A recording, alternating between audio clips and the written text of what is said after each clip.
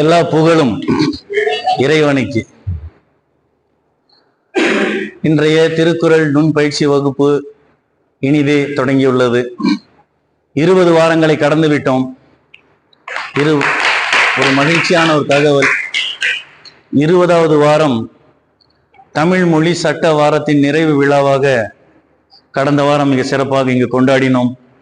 அனைவரும் தங்கள் கருத்துக்களை எல்லாம் பதிவு செய்தீர்கள். அனைவருக்கும் என் இதயம் நிறைந்த வாழ்த்துக்கள். இன்றைய வாரம் 21வது வாரம். நாம் 19வது வாரத்தில் நிறைவு செய்தது 72 அதிகாரங்களை நிறைவு செய்தோம். அதை தொடர்ந்து 73வது அதிகாரம், அவை அஞ்சாமை என்னும் அதிகாரத்தில் 721வது குறளில் இருந்து இன்று நாம் தொடங்குகின்றோம்.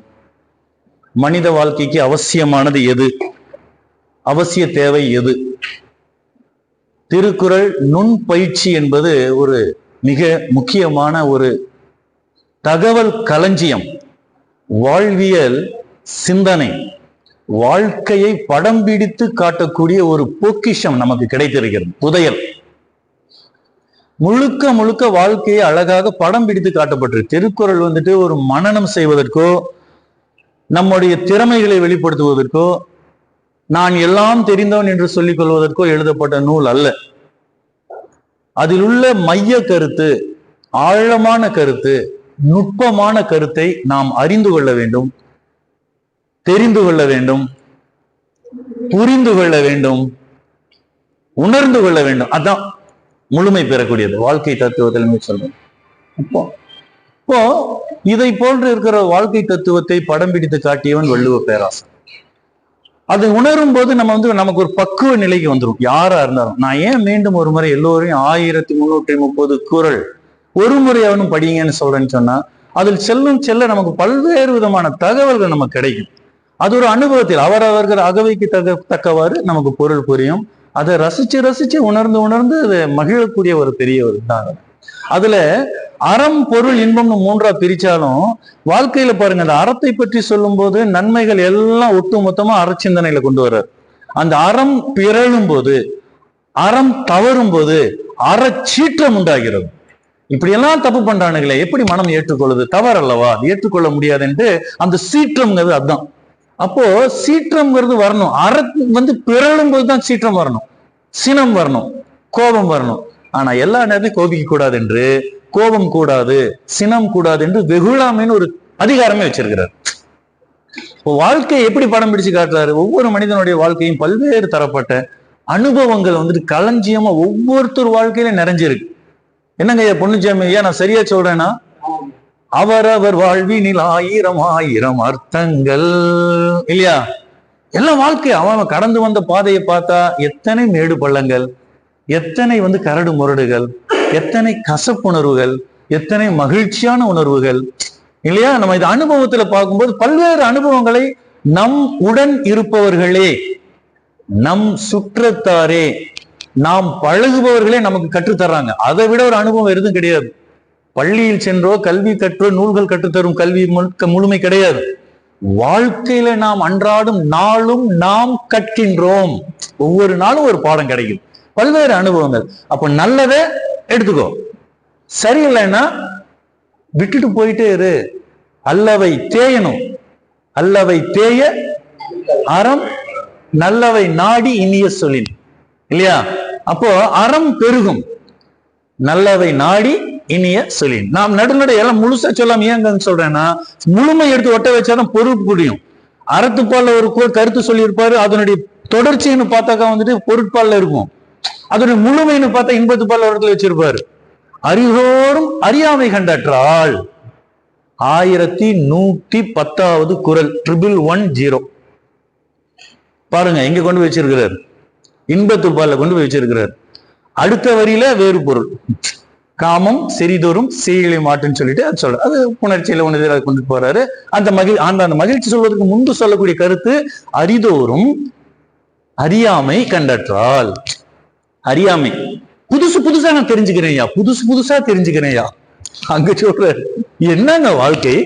ஆனா வாழ்க்கை இங்க கொண்டாந்து பொருட்பால்ல வைங்க, அறத்துப்பால்ல வைங்க. நாம் எத்தனை தெரிந்து கொண்டாலும் நம்ம பாட்டி ஔவை பிராட்டி அவ்வை கிழவி, அறிவு கிழவி சொன்னதை நினைச்சு பாருங்க இல்லையா? கற்றது அவ்வளவுதான், நம்பிடுதான் இல்லையா? ஏன்னா தெரியாம தான் நம்ம இது. அப்போ எத்தனை தெரிந்து கொண்டாலும் நாம் விளக்கு அற்றம் காக்கும் இருளே போல்க. என்னங்கய்யா இங்க சொல்றாரு பாருங்க எப்படின்னு. விளக்கு என்னதான் ஊருக்கே வீட்டுக்கே இருக்கும் இடம் முழுவதுமே ஒளி தருகிறது, வெளிச்சம் தந்து அவ்வளவுதானே. ஆனா அந்த விளக்குக்கு கீழே இருட்டா இருக்கே, அங்கேயும் கொஞ்சம் அறியாமை. அப்ப இருட்டு தானே, முழுமை வரலையே. 100% என்பது நம்ம மேல இருக்கிற சுப்ரீம் பவர், அதுக்கு மட்டும்தான் சொந்தம், சூரியனுக்கு மட்டும் இல்லையா? அதை சார்ந்து வரக்கூடிய அனைத்தும் நமக்கு சொந்தமானது பார்த்தோம். அப்போ அதைத்தான் பாடத்தை நம்ம கற்றுக்கணும். அப்போ வாழ்க்கை நமக்கு பாடம் கற்று தருகிறது. இன்னைக்கு இங்க வர்றோமா, இங்க ஒரு பாடம் கத்துக்கிறோம். இன்னைக்கு ஒருத்தர் பார்த்து பேசுறோமா, ஒரு பாடம் கத்துக்கிறோம். அது பிளஸ் மைனஸ், நல்லதும் இருக்கலாம், நல்லதை எடுத்துக்கோ, வேண்டான்னு விட்டுடுங்க. குறள் நம்ம படிக்கணும். இப்ப வள்ளுவனே நம்ம கூட இருப்பதை போல, நம்ம யாரை விரும்புறோமோ யாரை நினைக்கிறோமோ அவங்க நினைச்சா நம்ம மனசுக்குள்ள வர்றாங்க இல்லையா? அதுதான் முக்கியம். தோன்றின் புகழோடு தோன்றுக, நுட்பமான பொருள். எத்தனை பேருக்கு தெரியும் ஒரு துறையில் தோன்றி மிகப்பெரிய ஆளாக இருந்தால் அப்படி வர வேண்டும், அப்படி இல்லாதவர் வரக்கூடாது, உரை எழுதிருக்காங்க நிறைய உரையாசிரியர். ஏங்க பிறக்கும் போதே எப்படிங்க போய் பெரிய ஒரு இன்ஜினியராவோ ஒரு டாக்டராவோ ஒரு அறிவியல் மேதையாவோ எப்படிங்க முடியும்? வள்ளுவத்தை பக்கத்துல போய் பார்க்கணும், நெருங்கி பார்க்கணும், ஆழமா போய் பார்க்கணும். அதை வந்துட்டு அந்த தியானத்திலேயோ மெடிடேஷன்லயோ உள்வாங்கி போகும்போதுதான் கற்றறிந்த சான்றோர்கள் வாயில் கிடைக்கும் நுட்பமான பொருள் நமக்கு பல நுட்பமான கருத்துக்களை கொடுக்கும். எல்லாருமே அந்த நுட்பத்தோட படிக்கிறாங்களான்னு தெரியாது. நான் இத்தனை தடவை படிச்சேன்னு சொன்னா கூட எனக்கு ஏதோ கொஞ்சமா தெரியும், அதைத்தான் உங்களோட பகிர்ந்துக்கிறேன். எனக்கு எல்லாம் தெரியும் நானே சொல்ல மாட்டேன், எனக்கு தெரியாது, நான் வெறும் ஆள் தானே, புரியுதா?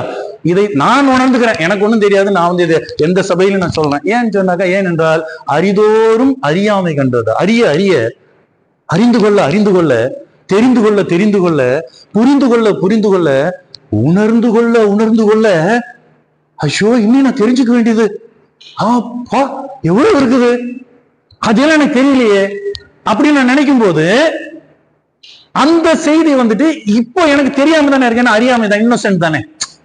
புரியுதா என்ன சொல்றது? Are you clear what I say? நான் என்ன சொல்றேன் புரியுதாமா? ஒரு செய்தி நான் இப்ப தெரிஞ்சுக்கிறேங்க, அந்த செய்தி இது வரைக்கும் நான் தெரியாம தானே இருந்திருக்கிறேன். புரியுதுங்களா? விளக்கு அற்றம் காக்கும் கருவி போல. அப்போ இந்த தகவல் என்பது நாம் பெற பெற பெறதான் பெற வேண்டியது அதிகமாயிட்டே இருக்குது. நான் தெரிந்து கொண்டே இருக்கிறேன், கற்றுக்கொண்டே இருக்கிறேன், தெரிஞ்சுட்டே இருக்கிறேன், படிச்சுட்டே இருக்கிறேன், அரிதோறும் அறிந்து கற்று தெரிஞ்சுக்கிறேன். நான் தெரிந்து கொள்ள அரிதோறும் அறியாமை இன்னும் அதிகமா இருக்கு. இத்தனை இலக்கியத்தை படிச்சுட்டேன்பா, எவ்வளவு விஷயம்னா இங்க இன்னும் இத்தனை புக்கு இங்க இருக்கு, அதெல்லாம் படிச்சுட்டு அது வேற இருக்கேன். அதனால முழுமை என்பது யாருனாலையும் பார்க்க முடியாது, யாருனாலையும் செய்ய முடியாது. கிடைச்ச வரைக்கும் சந்தோஷம் அனுபவிச்சு போயிட்டே இருக்க வேண்டியதுதான் இல்லையா? இது ஒரு பெரிய இது, அதுவே பெரிய புண்ணியம் நம்ம கிடைக்கிறது. சரி, அப்ப நுட்பமான பொருள் திருக்குறளுக்குள்ள நம்ம வந்துட்டோம். இப்ப இதை சொல்லும் போது அந்த நுட்பம் என்று சொல்வது என்ன? நுட்பமான செயல் என்று சொல்லும் போது, முழுமை பெற்றுக் கொள்ளும் போது வாழ்க்கையை வள்ளுவன் எப்படி படம் பிடித்து காட்டுகின்றான், அது நம்ம முக்கியம். அதை நம்ம தெரிஞ்சு கொள்ளும் போது எதை வச்சு நம்ம பாக்குறோம், எதை வச்சு நம்ம தெரிஞ்சுக்கிறோம், என்ன கத்து கொடுத்துட்டாரு பெருசா வள்ளுவர்? சில பேர் கேட்கறாங்க, என்னையே பெரிய திருக்குறள் வகுப்பு, திருக்குறள் என்னையா திருக்குறள் ஐயா என்னங்க அதுல இருக்கு இல்லையா? நம்ம அந்த மாதிரி நேரத்துல நம்ம அறிந்து கொள்ள வேண்டியதும் தெரிந்து கொள்ள வேண்டியது இதுதான். அதுல என்ன இருக்குதுன்னு சொல்லி சொன்னா, ஒருத்தர் ஒரு வண்ணமோ மாவு தனியா தாங்க இருக்கு, தண்ணி தனியா தான் இருக்கு, உப்பு தனியா தான் இருக்கு இல்லையா? முதல்ல நம்ம தண்ணி எத்தனை எடுத்து வச்சுக்கணும், ஒரு கோவலையோ 2 கோவலை எடுத்து வைக்கணும். அந்த தண்ணியில எவ்வளவு மாவு போடணும் அதுக்கு தகுந்த மாதிரி நம்ம எடுத்து போடுறோம். அதுல எவ்வளவு உப்பு சேர்த்தணும்னு நம்ம போடுறோம். அது இனிப்பு செய்யறதுனா ஒரு வகை, நம்ம என்ன செய்யணும், உணவுக்கு பதார்த்தத்துக்கு உண்பதற்கு வேண்டியது, அது எல்லாம் சேர்ந்து பக்குவமா வச்சு முடிவு கொடுக்கும் போது அதை நம்ம எப்படி பண்றோம், தோசையாகவோ சப்பாத்தியாகவோ இல்லைங்களா? எப்படி ஒரு உணவு வந்து வயிற்றுக்கு தரக்கூடிய சத்து தரக்கூடிய ஒரு ஆற்றல் மிக்க உணவா மாறுது. அப்ப அதுல எல்லாம் இந்த பக்குவத்தை உணர்ந்து கொள்வது தானே பக்குவம். ஒரு குழந்தை எடுத்தோன்னு சமைக்க சொன்னா அதுக்கு என்ன தெரியும், ஆனா நிச்சயமாக அது சமைக்க போகும், அது வரை கத்துக்கணும் தான்.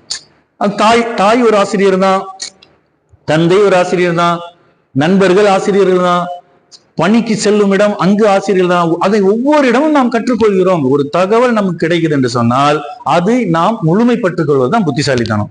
அப்ப நூல் படிக்கிறோம், வள்ளுவத்தை படிக்கிறோம். இத குரான்ல இருக்கு, விவிலியத்துல இருக்கு, நீதி நூல்கள்ல இருக்கு, ராமாயண மகாபாரதத்துல இருக்குது, 8 தொகை இருக்கு, 10 பாட்டு இருக்குது, 17 கீழ்கணக்கு நூல் இருக்கு, 17 மேல் கணக்கு நூல்கள் இருக்குது, கவிஞர்கள் எழுதுறாங்க, புதிய நூல்கள் எழுதுறாங்க, ஏராளமான நூல்கள் வந்துகிட்டே இருக்கின்றன. படிச்சு கொண்டே இருக்கணும். நீ பெற்றது என்ன? கற்றதும் பெற்றதும். அதான் வந்து நம்ம வாகை துரைசாமி ஐயா வந்து ஒரு தலைப்பு நம்ம கொடுத்திருக்கிறாரு. அந்த தலைப்பின் மூலமாக நம்ம இங்க கிடைக்கிற பதிவுகள் எல்லாமே நீங்க அதை பதிவு செய்யுங்க. நான் சொல்ற தகவலே எடுத்து திருப்பி நீங்க எழுதினாலே பதிவு தான். நான் என்னங்க எழுத போறேன், எனக்கு என்ன தெரியும், ஏன் புரியுதா? இத்தனை நாள் வந்திருக்கிறோம் இல்லையா? ஒரு நாள் ஒரு செய்தி கிடைச்சது நீங்க எடுத்து செய்யுன்னு சொன்னா கூட 20 வகுப்புல 20 தகவல் கிடைச்சா 20 தகவல் ஒவ்வொரு பேராகிராஃப் எழுதுனீங்கன்னா 10 பக்கத்துக்கு எழுதிடலாம். உண்டா இல்லையா? இதுதான் வாழ்க்கை, இதுதான் தகவல், இதுதான் ரகசியமே, இதுதான் சூட்சுமமே. சரி, அப்ப நுட்பமான பொருள்ல வள்ளுவன் எதை கற்றுக் கொடுக்கிறார்? திருக்குறள் என்ன இருக்குதுன்னு சொன்னா, அன்பா வாழ்றது எப்படி கத்துக்குங்க. சில நேரத்துல நமக்கே தெரியாம நம்ம கோபப்படுவோம், சடைஞ்சுக்கிறோம், சோறு இல்லையா? அப்ப அந்த கோபத்துக்கு இடம் தராதே வள்ளுவத்திலிருந்து கற்றுக்கிட்டு எப்படி எப்படி எல்லாம் இருக்கணும் பாக்குறோமா? சரி, அதை போல வந்து பொறுமை கடலினும் பெரிதுங்கிறோம். தெரிஞ்சுக்கோங்க எப்படி எப்படிலாம் நன்மை தரும், சிறப்பு தரும்னு பொறுமை நம்ம பார்க்கணும், பொறையுடைமைன்னு பார்க்கணும், கற்றுக் கொடுக்கணும். அறிவோடு இருக்கணும், அறிவை பத்தி சொல்கிறார். வாழ்க்கையில நம்மவே அது பதப்படுத்துகிறது, பக்குவப்படுத்துகிறது, முழுமைப்படு. பாருங்க, திருக்குறள் ஏன் முழுமையா படிக்கும்? திருக்குறள் படிச்சா எந்த பதட்டத்தையும் காட்ட மாட்டான். குரான் ஆகட்டும், திருக்குறள் ஆகட்டும், விவிலியம் ஆகட்டும், அதுல முழுமையா இருக்கணும், அதை முழுமையா இருக்கணும், அதுதான் முக்கியம். நான் வந்து இங்க இருந்து கிணற வந்துட்டு அங்க வந்து ஓடி வந்து பாதி கிணறு தாண்டிடுவேன் சார், என்னால முடியும்னு சொன்னா என்ன ஆகும்? பாதி கிணறு தாண்டி என்னடா புரியாது, நேரம் குப்புறட்டும் உள்ள போயிட வேண்டியதுதான். சார், நான் 3/4 கிணறு தாண்டுவேன், என்னோட பவர் இருக்கு, என்ன பண்ணணும்? அப்போ உள்ள போயிட வேண்டியதுதான். ஒன்னா முழுமையா தாண்டிடணும், இல்ல பேசாம இருந்துக்கணும் இல்லையா? நானும் போறேன், நான் குரல் வகுப்பில் தெளிவா போயிருவேங்க, எல்லா இடத்தையும் போயிருவேன். என்ன படிச்ச? நிறைய சொல்லுவாருங்க, நிறைய சொல்லுவாரு. என்னென்ன சொல்றாரு? அங்க அது சொல்றாரு, இதை சொல்றாரு, அதெல்லாம் இல்லை, என்னென்னமோ சொல்றாரு சார், ரொம்ப ஹாப்பியா ஜாலியா இருந்திருக்கேன். அட என்னதான் சொன்னாரு? ஞாபகம் இல்லை, நிறைய சொன்னாரு. எதுங்க அதெல்லாம் கேட்டு இதுக்கு எதுக்கே நீ போற? புரியுதாம நான் என்ன சொல்ல வரேன்னு? ஏனென்றால் உள்வாங்கிக் கொள்வது மிக மிக முக்கியம். அதை திருக்குறள் நம்மை பக்குவப்படுத்துகிறது, செம்மைப்படுத்துகிறது. ஒரு சபைனா என்ன, சபையில எப்படி இருக்கணும், ஒரு தாயினுடைய பங்களிப்பு என்ன, தாய் எந்த நேரத்துல மகிழ்ச்சி அடைகிறார், எப்ப மகிழ்ச்சி அடைகிறார், குழந்தைகளோட பங்களிப்பு என்ன, ஆணுக்கு என்ன, பெண்ணுக்கு என்ன. ஆணுக்கு தான் சொன்னார் ஆணாதிக்கம், அப்படியெல்லாம் கிடையாது. வள்ளுவர் வந்துட்டு பொது பெண்ணை வந்து சக்தி சுரூபமா பாக்குறார். பெண்ணை பெருந்தக்க யாவுல கேள்வி கேட்கிறார் ஒரு இடத்துல, அறத்துப்பால்ல. பெண்ணே பெருமை உடைத்து பொருட்பால்ல சொல்றாரு, பெண்ணி பெருந்தக்கது இல் அப்படிங்கிறார். 1137 காமத்துப்பால்ல கொண்டு போய் வைக்கிறார். அதை விட பெருமையானது இல்லடா அதான் அரிதுவாரும் அதை சொல்றாரு இல்லைங்களா? என்ன அப்படி கடல் என்ன காமம் போலன்னு சொல்ல, ஆனா வெளில காட்டிக்க மாட்டாங்க, தெரியாது. என்னங்க எவ்வளவு பெரிய பண்பு, ஆணுக்குரிய பண்பு இலக்கணம் என்ன, அதெல்லாம் அங்க இவ்வளவு பெரிய அழகா சாதாரண செய்தியை அப்படி பூசினா அப்படி சொல்லிட்டு போயிடுவார். வெளியில இருந்து பார்த்த உடனே அதுல வள்ளுவர் இத்தனை சொல்லி இருக்கிறாரா என்பது அது ஒரு மகிழ்ச்சியான ஒரு தகவல் அதுல இருக்கும். அதை போகும்போதுதான் சபையில வரும்போது வந்து இப்படி இருக்கணும், 4 பேருக்கு முன்னாடி எப்படி நம்ம நடந்துக்கணும், எப்படி பேசணும், எதை பேசணும், என்ன பேசணும், இது முக்கியம். இடம், பொருள், ஏவல், வாழ்க்கை தத்துவத்தை தெரிஞ்சுக்க. நான் இப்ப சொல்ல வர்றது எல்லாமே முழுமையை சொல்லிட்டு வகுப்புகளை போறோம். அப்ப சபை முக்கியம், அந்த சபைக்கு பயப்படக்கூடாது என்பது முக்கியம். ஏனென்றால் சபையை முதல்ல தெரிந்து கொள்ள வேண்டும், அவையை அறிந்து கொள்வது மிக முக்கியம். ஆனால் அறிந்து கொண்ட சபையில் நீ எப்படி தெளிவாக இருக்கணும், எப்படி செயல்படணும், அந்த அவையை கண்டு நீ பயப்படக்கூடாது. இங்க வந்து உங்களால பார்த்த உடனே நான் பாட்டு காலை ஆடினேன்னு வச்சுங்க, சும்மா பண்ணு காரணம். இங்க வந்து நிக்கிற மேடையில் என்ன பேச சொல்லிட்டாங்க, நான் வந்து நின்றேன்,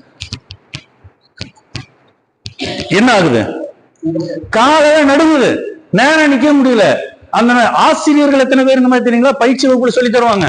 ஆசிரியர் பயிற்சிக்கு போகும்போது டீச்சர் ட்ரைனிங் போறவங்க, பிஎட் படிக்கிறவங்க வந்துட்டு முதல்ல என்ன வகுப்புக்குள்ள போய் மாணவர்கள் முன்னாடி உட்கார்ந்து நிக்கணும். மாணவர்கள்னால 10-50 பேர் வகுப்புல இருப்பாங்களா? ஒவ்வொருத்தன் ஒவ்வொரு மாதிரி இருப்பான். அப்பதான் கொக்காணி காட்டுவான், இப்படிமா அவ்வளவுதான். இவர் டீச்சருக்கு புஷ்ன்னு ஆயிடுவாங்க, டோட்டல் டென்ஷன் ஆயிரும். புரியுதா? அப்புறம் எங்க பாடம் நடத்துறது? இதெல்லாம் அனுபவங்கள் இல்லையா? எல்லாம் எத்தனை புதுசா போறவங்க நிறைய பேர். அன்னைக்கே சொன்னேனே, பெரிய ஆற்றல் மிக்க பெரிய வல்லமை உள்ள வல்லாண்மையாளரா இருப்பாங்க. சபைக்கு முன்னாடி வந்து நின்று பேசணும்னா பேச்சு வராது, தப்புன்னு நாக்கு போய் மேல ஒட்டிக்கும். சார் பேச்சே வர மாட்டேங்குது சார். கீழே உட்காந்து 4 மணி நேரம் பேசினான். ஊர்க்கதை, பக்கத்து கதை, தெரு கதை, அந்த கதைமா இல்லையா. ஆனா பல பேர் முன்னாடி வரும். ஏனென்றால் அது ஆளுமை, அது பேச்சு ஒரு பெரிய கலை. அப்ப அதை வளர்த்து கொள்ளணும். அப்ப டீச்சரா வரவங்க பேச தெரியலன்னா எப்படிமா டீச்சரா வர்றது? புரியுதா? மாணவர்களை பார்க்கணும். பலதரப்பட்ட பல குறும்புக்கார பல அப்ப அந்த மாணவர்கள் மனத்தில் இடம் பிடித்து அங்க சிம்மாசனம் போட்டு நம்ம போய் அப்படி கம்பீரமா உட்காரோன்னு சொன்னா அப்ப எவ்வளவு பெரிய ஆற்றல் அங்க இருக்கும். இறைவன் கொடுத்த வரம். உங்களை வளர்த்து கொள்ளுங்கள், திறன்களை. அதான் வேற ஒண்ணும் இல்லை, எல்லாருனாலையும் முடியும். வேகமா நம்ம பண்றோம். அப்படி நின்றுட்டு கை கால் நடுக்குது. அப்போ நின்னாதான் கை கால் நடுக்குது. போய் நின்றா டீச்சருக்கு நிறைய பேர் நம்ம பார்த்திருக்கும். முதல்ல மாணவர்கள் கிளாஸுக்குள்ள நுழைஞ்சு நான் பேச இப்படின்ட்டு இருப்பான். சாக்பீஸ் கையில வச்சுட்டு இருப்பேன். எது நான் சும்மா தான் சார் நிக்கிறேன், என்னன்னு தெரியல, எல்லாமே ஆடுது சொல்லுவேன். அப்போ அந்த நேரத்துல பயத்தை தெரிஞ்சுக்காம இருக்க நம்ம சாக்பீஸ் கையில வச்சிருந்தேன்.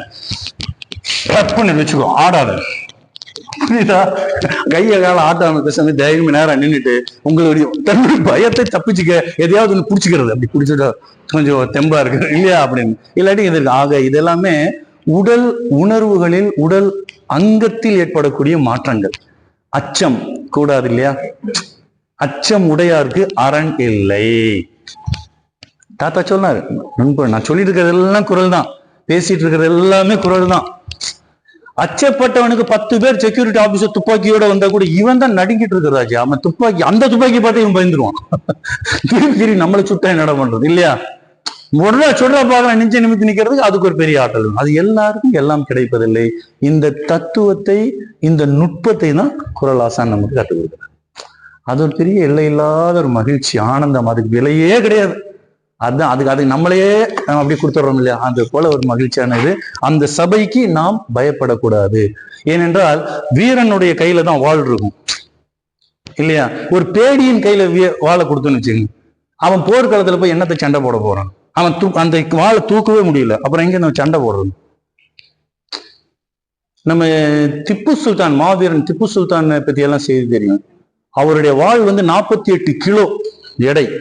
இந்த வாள் இங்க 48 கிலோ வாளை எடுத்து சுழற்றி சண்டை போடுறாருன்னு சொன்னாக்கா அப்போ என்ன வல்லமை இருக்கணும், என்ன ஒரு வீரம் இருக்கணும், என்ன ஒரு ஆற்றல் திறமை இருக்கணும். அதுதான் எல்லோருக்கும் அது கிடைக்கும். அப்போ சாதாரண கத்தி எடுக்கிறதுக்கே பயப்படுறவங்க எங்க இந்த வாள் எடுத்து சண்டை போடுது? இந்த செய்திகள் எல்லாமே சபைக்கு அஞ்சக்கூடாது. அவை அஞ்சாமையில நமக்கு வள்ளுவாசான் சொல்லுகின்றார்.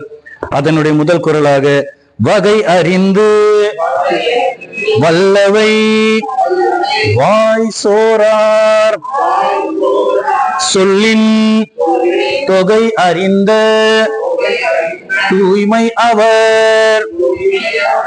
அதாவது வகை அறிந்து வல்லவை வாய் சோராதவர், எந்த சூழலையும் தலகாக எடுத்து எம்மும் ஆற்றல் மிக்கவர், தேரான் தெளிவும் தெரிந்தான் கண் ஐயூறுகள் கூடாதுன்னு சொல்பவர் தான் சொலல் வல்லன், சோர் விலன், அஞ்சான், அவனை இகல் வெல்லல் யாருக்கும் அரிது. படிச்சோம் இல்லையா? அப்போ அதை போல சொல் வல்லாண்மை மிக்க சிறந்த பேச்சாளர்கள் என்ன பண்ணுவாங்க? அவையின் தன்மை அறிந்து எந்த சபையில எதை பேசணும், தடுமாற்றம் இல்லாம அழகா எடுத்து எம்பும் ஆற்றல். அது ஒரு சிலர் தான் கிடைக்கும் இல்லையா? எங்க எதை பேசணுமோ அதான் நம்ம பேசணும். நம்ம பேச தெரியும் என்பதற்காக எதையும் பேசிட்டா மிகப்பெரிய தொல்லைக்கு நம்ம ஆளாயிரும் என்பது அதனுடைய கருத்து. சொல் வன்மையில நான் ஏற்கனவே சொல்லியிருக்கிறேன் உங்களுக்கு. கற்றாருள் கற்றார் எனப்படுவர் கற்றார் முன் கற்ற செலச் சொல்லுவார். குரல்லையே பொருள் பாருங்க எப்படி புரியுதுன்னு சொல்லு. கற்றாரு கற்றார் எனப்படுவர். படிச்சவங்க தான், படிச்சவர்களில் படித்தவனப்பா இவன் இல்லையா? மனக்குறிப்பை படிப்பது அவன் படிச்சவங்க எத்தனையோ பேர் நம்ம பார்த்திருக்கிறோம். ஆனால் அவற்றில் அதுலயும் கொஞ்சம் அதிகமா தெரிஞ்சவனப்பா செய்தியை. அப்போ பல அந்த ஞான கல்வி இருக்குது, அறிவு கல்வி இருக்குது, உள்வாங்கி தெரிந்து கொள்வது இருக்குது. அவன் இந்த மெடிடேஷன்ல அப்போ உள்வாங்கி தெரிந்து கொள்வது பெரிய. கற்றாருள் கற்றார் எனப்படுவர். யார சொல்றாருன்னா, கற்றார் முன், படிச்சவங்க முன்னாடி நீ சொல்றது அவர்கள் மனம் ஏற்றுக்கொள்ளும் வகையில் செல்லும்படியாக யார் சொல்ல முடியுதோ அவர்கள் தான் கற்றாருள் கற்றார் என்று சொல்லப்பட முடியும். கற்றாரு கற்றார் எனப்படுவர் யார்னா, கற்றார் முன் தான் கற்றது அவர்கள் உள்ளம் மனதிற்கு சென்று பதியும் வண்ணம், அவர்கள் ஏற்றுக்கொள்ளும் வண்ணம். ஆமா, அவன் எல்லாம் சொன்னா நமக்கு தெரியாது, போயா போய் இந்த மாதிரி 1000 பேச்சு நான் கேட்டேன் சொல்றேன்ல. அதே வாயால் என்ன சொல்றான், என்னமோ செய்தி சொல்றான்யா, அவன் சொல்றது என்னமோ இருக்குது, உண்மையில நல்ல தகவலா இருக்கு, என் மனசுக்கு பிடிச்சிருக்கா இல்லையா? அதுதான். அப்ப நல்ல நம்ம ஈர்ப்பது போல இருப்பது ஒரு பெரிய சொல், அது ஆற்றல், சொல்லாற்றல். அவைக்கு அஞ்ச மாட்டார்கள் அவர்கள். அவன் எந்த சபைக்கு பயப்படுவான்? அவன் எங்கே பயப்படுவானா? 10 பேர் இருக்காங்களே, 100 பேர் இருக்காங்க. நிறைய பேர் சொன்ன, ஐயா நீங்க பேசுற பேச்சு எல்லாமே கிட்டத்தட்ட ஒரு 5000 பேர் 10,000 பேர் இருக்கிற பெரிய சபையில போய் உங்களை எல்லாம் பேச வைக்கணுங்க ஐயா. ஆதங்கத்தை வெளிப்படுத்துறாங்க. ஏன்னா இப்ப ஒரு 50 பேர் இருக்கிறவங்களுக்கும் இதே பேச்சுதான், 500 பேர் இருந்தாலும் இதே பேச்சுதான், 5000 பேர் இருந்தாலும் இதே பேச்சுதான். எனக்கு என்ன வந்தது புரியுதா? நீச்சல் தெரிந்தவனுக்கு 5 அடி ஆழமும் அவனுக்கு கவலை கிடையாது, 50 அடி ஆழமும் கவலை கிடையாது, 500 அடி ஆழமா இருந்தா அவனுக்கு என்ன கவலை? புரியுதாமா? நீங்கள் எல்லோரும் அப்படி உருவாக்கி வர வேண்டும், அதுதான் முக்கியம். நான் பேசுறது முக்கியமே இல்லை. புரியுதா? நீங்க எல்லோருமே ஆற்றல் மிக்க சக்தி சொரூபமா இருக்கிறேன்னு அடிக்கடி சொல்றேன். ஒவ்வொரு திறமை உங்களிடம் ஒளிந்து கொண்டு இருக்கிறது. என்னை பயன்படுத்து, என்னை பயன்படுத்து, என்னை விட்டுடாத, நான் உனக்கு உதவ காத்துட்டு இருக்கிறேன். உங்களுக்கு உள் கடந்து போ. கடை பிளஸ் உள், கடை உள் சொல்றேன் இல்லையா? கடவுள் உனக்குள்ள இருக்கிறான், காத்துட்டு இருக்கிறான், என்னை பயன்படுத்துறான். அவளை மகனே என்னடா உன்னை சொல்றது, எத்தனை நான் உனக்கு நாள் இவ்வளவுதான் கொடுத்துருக்கேன், இத்தனை நாள் தான் நீ இருக்க போறேன், அதுக்கு மேல ஒரு நிமிடம் கூட இருக்க முடியாது, போய் சேர்ந்துருவேன், நான் கூப்பிட்டுக்குவேன், இத்தனை நாள் தான் உன்னை வாழ்றதுக்கு விட்டுருக்கேன், அதுக்குள்ள என்னென்ன பண்ண முடியும் செஞ்சுட்டு சந்தோஷமா சாதனை பண்ணிட்டு வருவியா? ஏதேனும் ஒரு துறையை எடுத்துக்கொண்டு அந்த துறையில் உங்கள் முகத்திற்கு ஒரு முகவரி ஏற்படுத்துங்கள். அதுதான் வைராக்கியம். புரியுதா? ஏதேனும் ஒரு துறையில நம்ம நம்ம தினம் சாப்பிடுறோம், குளிக்கிறோம், தூங்குறோம், குடிக்கிறோம், போறோம், ஆய்க்கு போறோம், இதெல்லாம் ஒரு வேலையா?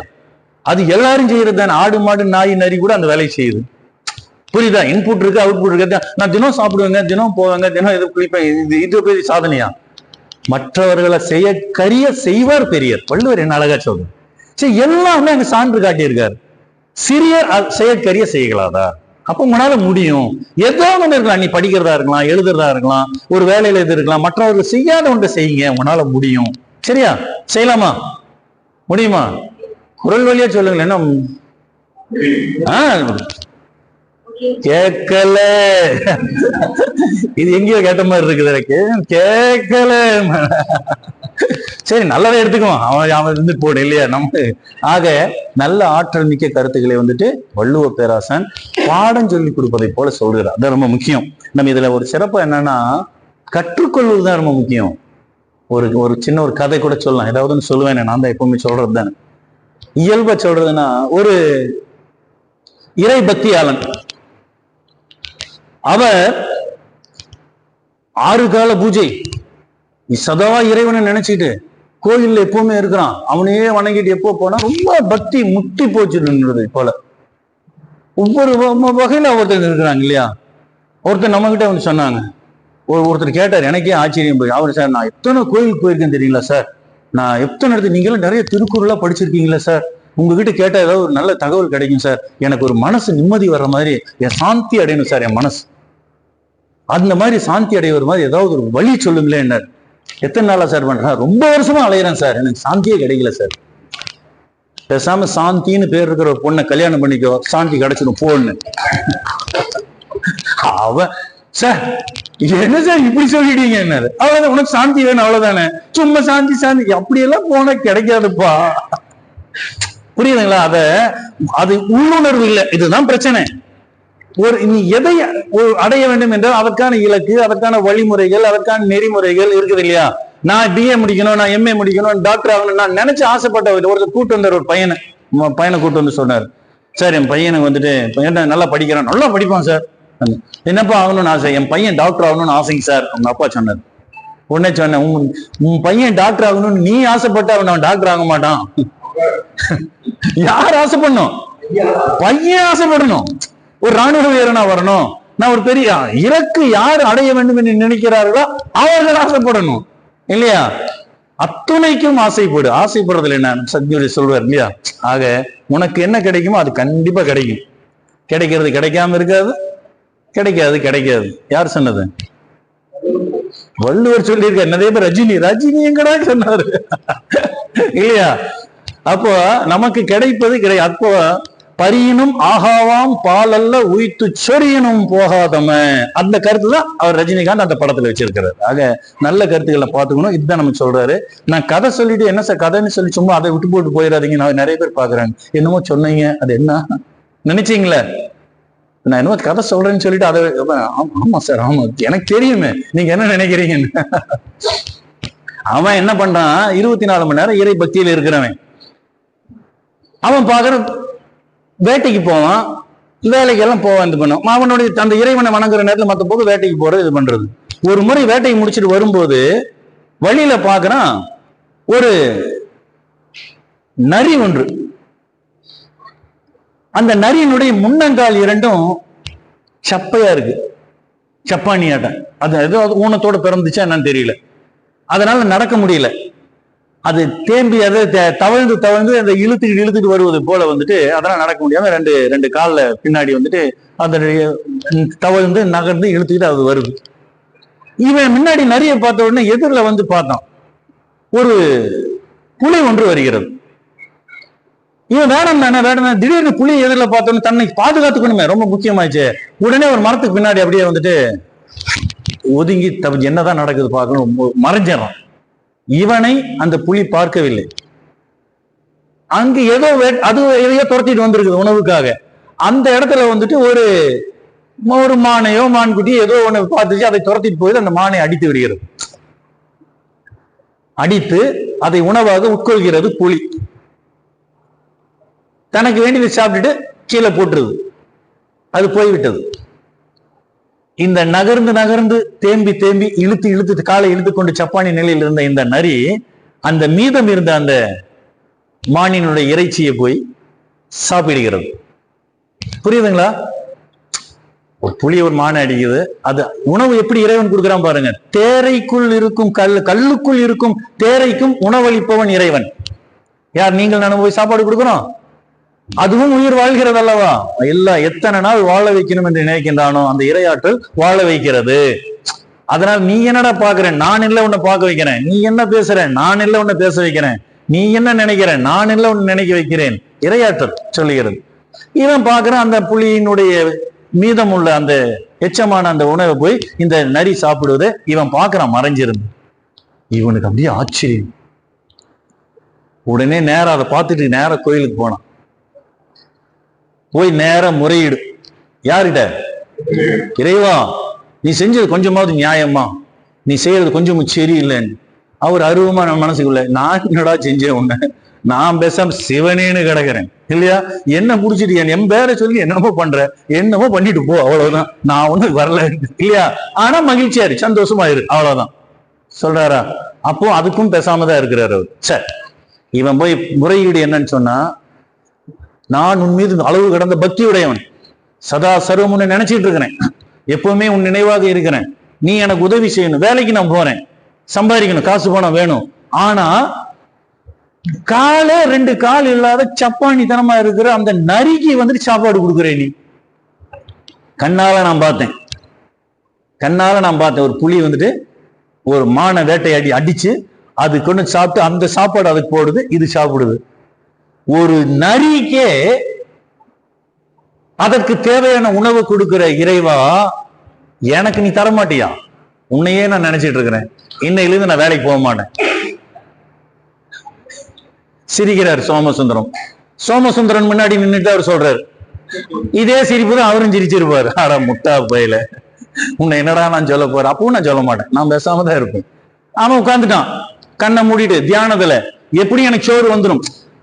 ஜப்பானியா இருக்கிற அந்த நரிக்கே சோறு கிடைக்கும் போது எனக்கு எவனோ ஒரு கூட தர மாட்டானா? ஒரு சின்ன சாமி ஐயா மாதிரி, ஒரு பொண்ணு சாமி ஐயா மாதிரி, ஐயா இந்தாங்க சாப்பிடுங்க, விஜயலட்சுமி மாதிரி இல்லையா, யாரோ ஒருத்தர் பரமேஸ்வரி மாதிரி, இந்தாங்க ஐயா என்ன கண்ணை மூடி பாவம் உட்காந்துட்டு இருக்கிறாரு, நீங்க கொஞ்சம் சாப்பிடுங்க, அவங்க சாப்பிடுங்க. தருவீங்களா தரமாட்டீங்களா? தருவீங்க. சரி. ஆக அப்படி அவன் நினைச்சுக்கிட்டான். ஒரு வயலும் கொண்டு கொடுத்தபடி இல்லை. அவனவனுக்கு பார்க்கவே அவனவனுக்கு நேரம் இல்லை. நீ கண்ணை மூடிட்டு உட்கார்ந்தா என்ன, கண்ணை திறந்துட்டு உட்கார்ந்தா என்ன, அவனவன் போயிடுறான். என்னங்க சொல்றது? அவன் போயிட ஒண்ணும் இல்லை. சாயந்தரம் காலையில சாப்பிடல, மதியம் சாப்பிடல, மாலை 3 மணி ஆயிடுச்சு, இரவு 7 மணி ஆயிடுச்சு. அடுத்து பார்த்து பூரா நேரம் போக போக போக இவர்களெல்லாம் முன்னாடி போற ஒண்ணு எல்லாமே 7 மாதிரி தெரியுது. இல்லையா? ஒன்னு எல்லாம் அடுத்தது பார்த்தா 10 எல்லாமே 101 மாதிரி தெரியுது, டக்கு டக்குன்னு மாறுது. ஏன்னா புரியுதா என்ன ஆகுது?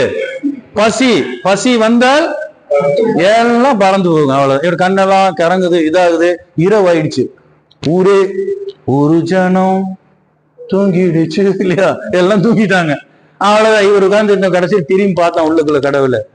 ஐயா ஏகாம்பரநாதரே, சிவபெருமானே, கொஞ்சமாவது நியாயமாயா இது? இன்னைக்கு என்ன இப்படி கொலை பண்ணியா சாவடிச்சிட்டியே? நான் வெளியில வேலைக்கு போயிருந்தா எதையாவது 2 பன் இட்லி தீயாவது சாப்பிட்டு இருந்திருப்பேனே. என்ன காலையில இருந்து உன்னை நம்பிட்டு உட்கார்ந்ததுக்கு வச்சுட்டேயா ஆப்பு அப்படின்னு நினைக்கும் போது ஒரு அசரீரி கெடுதம். ஏன் என்ன கால் இல்லாத அந்த நரிக்கே உணவு வழங்கினாயே, எனக்கு ஏன் நீ தரலன்னு சொன்னதுக்கு அந்த அசரீர் என்ன வருதுன்னா, நீ அந்த கண்ட காட்சியில் இருந்து கற்றுக்கொண்ட பாடம் என்ன? நோகாம ஒரு இடத்துல உட்கார்ந்து சோம்பேறித்தனமா சாப்பிடுவது அல்ல நீ கற்றுக்கொள்ள வேண்டிய பாடம். உழைத்து ஈட்டிய பொருளை, செல்வத்தை, உணவை உனக்கு போக மற்றவர்களுக்கு கொடுத்து உதவணும், வாழணும். ஈதல் இசைவிட வாழ்தல் என்பதுதான் அந்த ஐயா கை தட்டுறாரு, தட்டிங்க நல்லாவே. உண்மையான தகவல் நுட்பமான பொருள். குரல் நம்ம கற்றுத்தரும் பாடம் இதுதான், முன் பயிற்சிங்கிறது இதுதான். அப்போ அந்த புலியானது தனக்கு வேண்டியதை சாப்பிட்டு மீதம் உள்ளதை போட்டு அந்த ஏன்னா நாளைக்கு நான் சாப்பிடணும், எனக்கு வேணும் தூக்கிட்டு போயிடலையே, அதைத்தான் இறைவன் கொடுக்குறான். அதை போல நீயும் வேலை வெட்டிக்கு போனா நீயும் சாப்பிடு, உன்னால் முடிஞ்ச மற்றவர்களையும் வாழ வைக்கணுமே, அதுதானடா உண்மையான வாழ்க்கை என்று சொன்ன பிறகுதான் அவனுக்கு சுரீர்னு உரைச்சது. எவ்வளவு பெரிய தப்பு உண்டா இல்லைங்களா? பல இடங்கள் நாம் இந்த தப்பு தான் பண்றோம் என்பது அந்த கருத்து. அதுதான் நம்ம சொல்ல வேண்டியது, தெரிஞ்சுக்கணும். நம்ம வாழ்க்கையில கற்றுக்கொள்ள வேண்டிய பாடம் என்னங்கிறது தான் ரொம்ப முக்கியம். நம்ம போறோம் படிக்கிறோங்கிறதுல அப்ளைடு நாலேஜ், அதை நம்ம அடுத்து செய்யக்கூடிய செயல் திட்டத்துல நாம் வெற்றி பெறுவதற்கு என்னென்ன வேணும்னு திட்டமிடணும். சரியாமா? இதுதான் வாழ்க்கையில முழுமை பெறுவதற்கான ஒரு இது.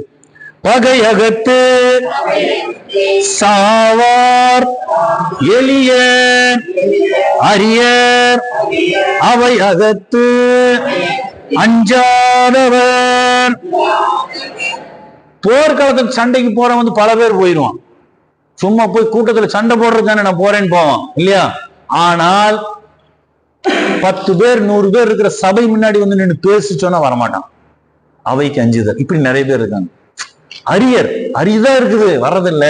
என்னென்ன நல்ல என்ன அந்த படைக்கே தலைமை தாங்குறான் ஒருத்தனா தானே இருப்பான் தளபதி, இல்லையா? அந்த பேச எல்லாருமே தளபதி ஆகி அப்படி எல்லாருமே எல்லாரும் தளபதி ஆயிடுவாங்க, எல்லாருமே மன்னர்கள் ஆயிடுவாங்க, எல்லாருமே ஞானம் பெற்றவர்கள் ஆயிடுவாங்க, எல்லாருமே தீர்க்க தரிசனம் பெற்றவங்க ஆயிடுவாங்களே, இல்லையா? எல்லாருமே திருவள்ளுவர் ஆயிடுவாங்களே? முடியாது. நம்ம கூட இருந்தாலும் ஒரு சிலருக்கு தான் அந்த வாய்ப்பு கிடைப்பது என்பது நாம் தெரிந்து கொள்ளணும். இதுதான் பகையகத்து போர்க்களத்திற்கு துணிச்சலுடன் செல்பவர்கள் பலர், ஆனால் அவைக்கு அவையில் கூச்சம் இல்லாமல் பேசுபவர்கள் மிக குறைவாக தான் நமக்கு இருக்கிறாங்கன்னு சொல்லி. ஏன்னா அது பேச்சு ஆற்றல், அது ஒரு திறன், அதை நாம் வளர்த்துக் கொள்ளணும், அப்பதான் நாம் முடியும். சித்திரமும் கை பழக்கம், செந்தமிழும் நா பழக்கம், வைத்ததொரு கல்வி மன பழக்கம், நீத்தம் நடை பழக்கம். பழக்கம்தான் வழக்கமாகும், வழக்கம்தான் சொல்லாகும், சொல்தான் செயலாகும். இதுதான் நம்ம முக்கியம். அந்த வழக்கம் என்பது எண்ணத்தில் உதிக்கும். எண்ணம் போல் வாழ்வுன்னு அதுதான் சொன்னாங்க. அது எண்ணமாக பழக்கமாகிறது, வழக்கமாகிறது. அந்த வழக்கம் எண்ணத்தில் உதிக்கிறது, எண்ணமாகிறது. எண்ணம் சொல்லாகிறது, அந்த சொல் செயலாகிறது. 5ஆவது இணையும் போதுதான் பஞ்சபூதங்களின் ஆற்றல் உங்களுக்குள்ள வந்துருது. நீங்கள் அதை போல வடிநேற்று மாறுகிறோம். நம்மால் இயலும் என்பது நம்ம சொல்லப்படுகிறது. சரி, அது மட்டுமல்ல, கற்றார் முன் கற்ற செல சொல்லி தாம் கற்ற மிக்காருள் மிக்க குழல். கற்றவர்கள் இருக்கிற சபையில தான் கற்றதை சொல்லணும், அதுதான் திறமைன்னு முதல் குரல்ல சொன்னவரு. இந்த குரல் என்ன? கற்றவர்கள் முன்னால் சொல்வது பெரிய ஆற்றல். ஆனால் அந்த கற்றோர் சபையில நம்மளை விட தகவல் விஷயம் தெரிஞ்ச நிறைய பேர் இருப்பாங்க, இல்லையா? அவங்க கிட்ட இருந்து செய்தி நீ தெரிஞ்சுக்கோ, அதான் புத்திசாலித்தனம். எனக்கு எல்லாம் தெரியும், நான் சொல்றதை நீங்களே கேட்கணும்னா என்ன போல மடையன் எவனும் இருக்க மாட்டாங்க. நாள்தோறும் நாம் கற்கின்றோம். நான் முதல்ல சொல்லிட்டேன், நான் மாணவன் தான், இன்னைக்கு கற்றுக்கொண்டுதான் இருக்கிறேன். எங்கிருந்து எது கிடைத்தாலும் நான் வாங்கி வச்சுக்குவேன். அது சமுதாயத்துக்கு எப்படி சொல்லணும், சமூகத்துக்கு என்ன சொல்லணும், இந்த தகவல் மூலமா நான் எதை கற்றுக்கொள்ளணும், இந்த சமூகம் எனக்கு என்ன கற்றுக் கொடுத்து இருக்குது, அதுதான் அறிவுடைமை. மாநிலத்து மண்ணுயிர்க்கெல்லாம் இனிதும்பர் தம்மின் தம் மக்கள் அறிவுடைமை. நம் மக்கள், நீங்க எல்லாம் குழந்தைகள்லாம் இருக்கிறீங்கன்னா உங்களுடைய அறிவுடைமை மேலும் மேலும் வளர்ந்தால் இந்த உலகத்துக்கே அது பயன்பெறக்கூடிய அளவில் நீங்க வரணும். சரியா? அதுதான் உங்களை ஈன்ற பெற்றோருக்கும் அது மகிழ்ச்சி, உங்களுக்கும் மகிழ்ச்சியா இருக்கும். அடுத்த சந்ததி உங்களுக்கு வர குழந்தை குட்டிகளுக்கும் அது ரொம்ப பலனுள்ளதாகவும் பயனுள்ளதாகவும் அமையும் என்று சொல்லுகின்றார். ஆற்றின் அளவறிந்து கற்க அவை அஞ்சா மாற்றம் கொடுத்த பொருட்டு. ஏன்னா நிறைய தகவலை நம்ம வந்து தேடி தேடி படிங்க, தெரிஞ்சுக்குங்க. அப்பதான் நம்ம சபையில போய் பேச முடியும். நம்ம எந்த சபை, இப்ப இது ஒரு திருக்குறள் சபை, குறள் கருத்துக்கள், திருக்குறள் வகுப்பு. அப்ப திருக்குறளோட ஞானம், திருக்குறளோட அறிவு எனக்கு இல்லைன்னா நான் வந்து எப்படி இங்க முன்னாடி நிக்க முடியும்? புரியுதுங்களாமா? வள்ளுவர் என்ன அழகா சொல்லியிருக்கிறார், இதுதான் அவர் சொல்லியிருக்கிறாரு. ஒன்றை பற்றி தெரிந்து கொண்டு அதை பற்றி நீ சொன்னா அந்த மிக்கார் வந்து திறமை உள்ளதா இருக்கும், வந்து பயனுள்ளதா இருக்கும் என்று சொல்லுகின்றார். அதுதான் நல்ல அவையில் அஞ்சாமல் பேச தேவையான நூல்களை நாம் படித்து நம்மை மெருகேற்றிக் கொள்ள வேண்டும். வாளோடு என் வன்கண்ணர் அல்லார்க்கு நூலோடு என் நுண்ணவை அஞ்சுபவர்க்கு. நான் முதலே சொல்லிட்டேன், பேடிக்கு வாளால் ஒரு பயனும் இல்லை. அது இருந்தாலும் ஒண்ணுதான், இல்லாம ஒண்ணுதான். இல்லையா? வச்சுட்டு சும்மா பயன்படுத்தாம சும்மா இருந்து என்ன பண்றது இல்லையா? அந்த சரியான இது. அப்போ பயன்படுத்தணும், அதுதான் முக்கியமான ஒரு இது. அவையில் பேச பயப்படுபவர்களுக்கு, அவையில் பேச அஞ்சுபவர்களுக்கு, பயப்படுபவர்களுக்கு கல்வினால ஒரு பயனும் இல்லை. படிச்சிருக்கான் அவ்வளவுதான், படிச்சதுனால சொல்ல முடியலையே.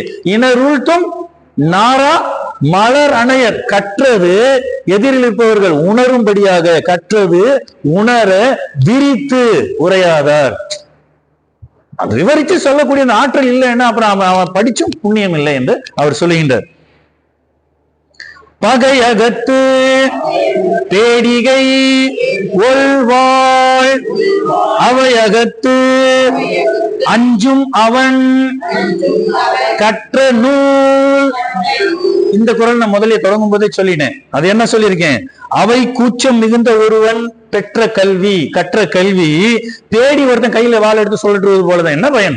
பயன் எல்லாம் போயிடும். நாம் அறிந்ததை மற்றவங்களை எடுத்து சொல்லக்கூடிய ஆற்றலை நம்ம வளர்த்தணும். சரியாமா? நீங்களே படிக்கிறது இல்லாம உங்க கூட இருக்க நண்பர்களோடு, தோழிகளோடு வந்து உங்க கருத்து பரிமாற்றம். அதுதான். அப்போ குறை நிறை, ஓ இது சரியா இருக்குமா, மாற்று கருத்து சொல்றோம் இல்லையா? வாதம் விவாதத்தின் மூலமாக, பேசுவதன் மூலமாக மேன்மேலும் உங்களை மெருகேற்றிக் கொள்ளலாம். செய்யணும் நீங்கெல்லாம். சரியாமா? பல்லவை கற்றும் பயமிலரே நல் அவையுள் நன்கு செலச் சொல்லாதவர். பாருங்க, இதுலயே பொருள் வந்து நல்ல அவை, அறிஞர் அவையில நன்கு செல, அவர்கள் மனத்தில் செல்லும்படியாக சொல்ல தெரியாதவர்கள், பேச்சாற்றல் முடிய உள்ளாத்தினாலே முடியுங்க ஐயா. நீங்க இந்த வகுப்புக்கு வந்துட்டீங்க, 20 வகுப்பு ஆயிடுச்சு.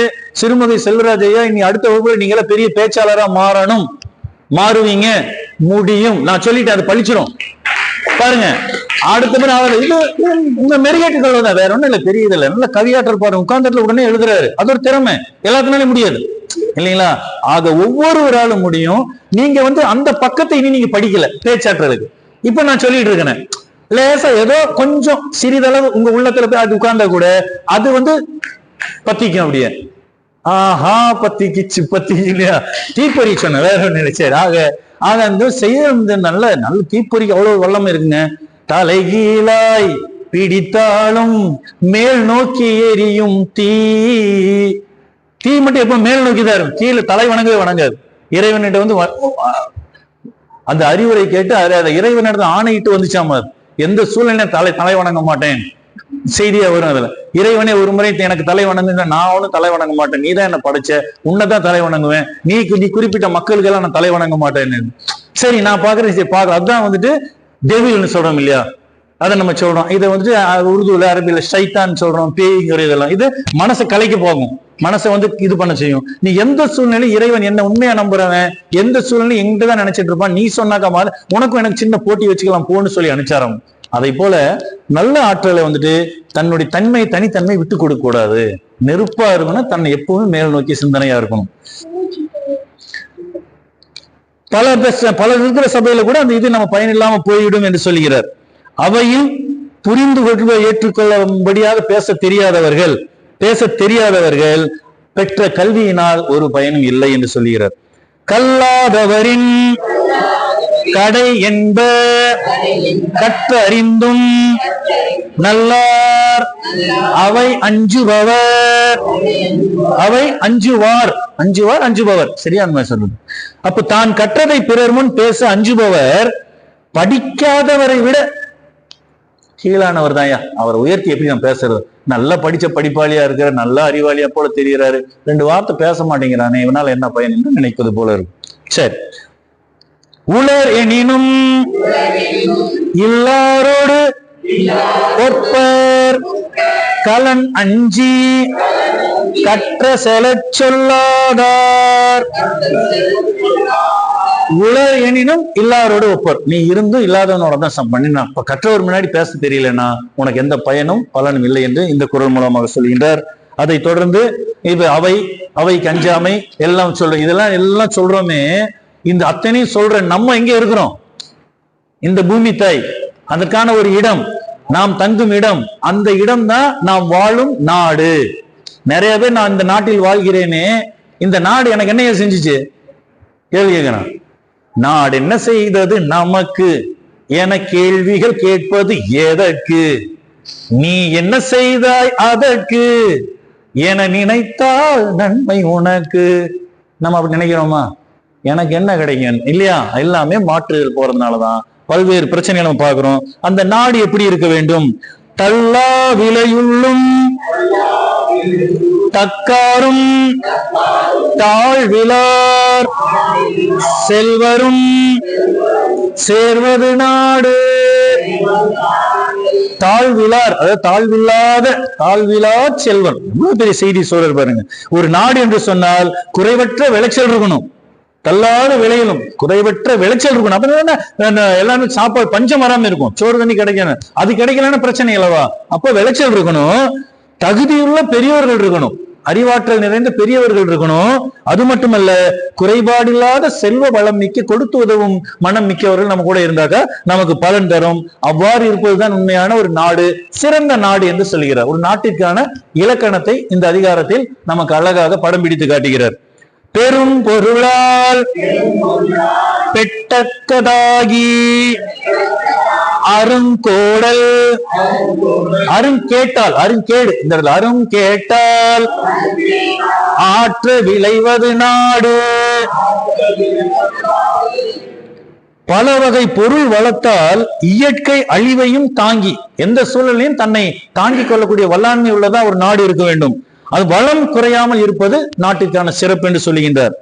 பொறை ஒருங்கு மேல் வருங்கால் தாங்கி இறைவற்கு இறை ஒருங்கு நேர்வது நாடு. ஏகப்பட்ட செலவுகள் வரும். ஒரு நாடுன்னு சொன்ன, ஒரு வீடுனால எத்தனை செலவு வருது, எங்கெங்க இதெல்லாம் செலவு வருது என்னன்னே தெரியாது இல்லையா? வருமானங்கிறது ஒரு இடத்துல இருந்து வந்தாக்கா இல்லையா, செலவுங்கிறது பல வகையில வருது. அதான் நம்ம பெரியதுன்னா நம்ம சொல்றோம் இல்லையா? வருமானம் ஒரு இடத்துல இருந்தா வருது, செலவு பார்த்தா உடம்புல வேறு மாதிரி எங்கெங்கயோ வருது, எப்படி எப்படியோ வருது, எப்படி எப்படியோ செலவாயிருக்கு சொல்றோம் இல்லையா? எத்தனை வந்தாலும் பத்த மாட்டேங்குது, எத்தனை வந்தாலும் பத்த மாட்டேங்குது. இது இப்ப ஏனென்றால் தன்னுடைய வசதிகளையும் வாய்ப்பை மனிதன் பெருக்கி கொண்டே போகிறான். அப்போ தேவைக்கு சம்பாதிக்க கூடாது, சம்பாதிக்கிறதுக்கு தேவையில்லாம செலவு செய்வதை விட உன் தேவைகளுக்கு ஏற்ப சம்பாதிச்சுக்கிட்டானாக்கா இலக்கம் வாழலாம். அதுதான் முக்கியம். நம்ம பார்த்து நம்மை வளர்த்துக் கொள்ள வேண்டும் என்று சொல்லுகின்றார். பொறை ஒருங்கு, அதை மேல் அதை சொன்ன. இப்போ உருபசியும் ஓவா பிணியும் செருவகையும் சேராதியல்வது நாடு. இப்ப இந்த வந்துட்டு உரி சொல்ல ஒரு உரு பசி, மிகுந்த பசி. நான் ஏற்கனவே வகுப்புல சொல்லியிருக்கேன், உரு பசி புதிய சொல் இல்லையா? மிகுந்த பசி, கொடுமையான பசி நாட்டுக்குள்ள இருக்கக்கூடாது. அது பசி கொடுமை, பசி பிணி, அதை நோய் என்று சொல்லுகின்றார். மணிமேகலையில சொல்லுகிற சீத்தலை சாத்தனார் சொல்லுவாரு. அதை போல அந்த உரு பசி இருக்கக்கூடாது. அது மட்டுமல்ல, ஓவா பிணியும், இதுவும் உரி சொல் தான். சாதாரண எப்போ பார்த்தாலும் நோய் நொடிய ஒருத்தர் இருந்தானா அப்புறம் என்னதான் பண்றது? நோயோடவே இருந்தா அதை விட ஒரு துன்பம் வேற எதுவும் கிடையாது. அப்போ மனிதனுக்கு நோயற்ற வாழ்வே குறைவில்லாத செல்லும். அதுதான் மனுஷனுக்கு கோடிக்கணக்கா வச்சுட்டு இருப்பான். அவன் ஒரு இனிப்பு சாப்பிடக்கூடாது, அதை சாப்பிடக்கூடாது, இதை சாப்பிட, அப்படி என்னையா பணத்தையே திங்க முடியும்? அப்ப நம்ம எத்தனையோ பேர் இருக்காங்க, நம்ம பாக்குறோம், அதன் ஈட்டிய பொருள் கூட பயனற்று போயிடும். அப்ப நோய் இல்லாம இருப்பதுதான். படுத்தா தூங்கணும் அடுத்த நிமிடம். எத்தனை பேர் தூங்குறாங்க? அப்போ அது எவ்வளவு பெரிய ஆற்றல் இல்லையா, வலிமை. அது ஒரு சிலருக்கு வரமாக கிடைத்தது. நாம் ஆரோக்கியமா இருக்கிற உடலுக்கு அந்த இதெல்லாம் நமக்கு கிடைக்கும். எங்க படுத்தாலும் அடுத்த நிமிடம் தூங்கு வர்றது பெரிய இதுதானே, அது மிக பெரியது. அப்போ ஓவா பிணியும் செரு பகையும், பகை அதிகமா நமக்கு இருக்கக்கூடாது. பகை நமக்கு இன்பம் தரும், அதுவும் இருக்கக்கூடாது. பகையற்ற நாடா இருக்கணும். இந்த மூன்றும் சேராது இயல்வது ஒரு மிகச்சிறந்த நாடு என்று நாட்டுக்கு அவர் விளக்கம் தருகின்றார். கொடிய பசி, தீராத நோய், அழிவு தரும் பகை இல்லாம இருக்கணும் சொல்லுகின்றார். அப்படி சொல்றவர் தான் பல்குழுவும் பால் செய்யும் உட்பகையும் வேந்தழைக்கும் கொள் குறும்பும் இல்லது நாடு. ஒருத்தர் கேட்டாரு என்கிட்ட, ஐயா அந்த திருவள்ளுவர் நீங்க இவ்வளவு சொல்றீங்களே, அவர் ஏதோ குறும்பு பண்ணிருக்காரா சார், குறும்பு பத்தி உள்ள குரல் சொல்லியிருக்காரான்னு. அப்ப இந்த குரலை தான் சொன்னேன், சொல்லியிருக்காருன்னு. குறும்பு பத்தி வள்ளுவர் சொல்லியிருக்காரு, பெரிய குறும்புக்காரர் போல இருக்கு, எங்கேயா சொல்றாருன்னு. முதல்ல குரலை படிங்க நீங்க. நான் ஒவ்வொரு தடவை படிங்க, நீங்க படிக்கிறதே இல்லையே, அவர் எப்படி சொல்லணும்னா அவை அஞ்சாமையில வருதுன்னு சொல்லிட்டு இந்த 5வது குரலை சொன்ன, பல்குழுவும் பால் செய்யும். அப்போ என்னது, உட்பகையும் வேந்த அழைக்கும் கொள் குறும்பும் இல்லது நாடு என்று ஒன்னு சொல்லி பயன்படுத்துகின்றார். அதாவது அந்த நடுங்க செய்யக்கூடிய வகையில துன்பம் செய்யறவங்க இருக்கக்கூடாது. அவ நம்ம கூடவே இருந்து நமக்கு ஆப்பு வச்சிருந்தானே, அவனை வச்சு நம்ம என்ன பண்ண முடியும்? கட்டுச்சோத்துக்குள்ள பெருச்சாலி கட்டிட்டு போன மாதிரின்னு சொல்லுவாங்க. கட்டுச்சோறு சாப்பாடு கொண்டுட்டு போனோம், அந்த கட்டுச்சோத்துக்குள்ள பெருச்சாலி ஒண்ணு கூட கொண்டுட்டு போனோம்னா அந்த இடத்துல போய் சேர்ற இடத்துல சோறு இருக்குமா? ஏன்? அது சாப்பிடணும். அப்படியெல்லாம் இருக்கக்கூடாது. அப்படி நிறைய பேர் நம்ம கூடவே இருந்துட்டு நமக்கு வில்லங்கம் செய்யறவங்க நிறைய பேர் இருக்கிறாங்கன்னு சொல்லுகிறார். கேடறியா கெட்ட விடத்தும் வளம் குன்றா நாடென்ப நாட்டின் தலை. உயர்ந்ததை பத்தி சொல்லுகிற இயற்கை செயற்கை அழிவு இல்லாமல் நமக்கு பாதுகாப்பா இருக்கணும். அழிவு வந்த போதிலும் வளம் குறையாத ஒரு நாடாக நமக்கு இருக்கணும், அதுதான் முக்கியம்.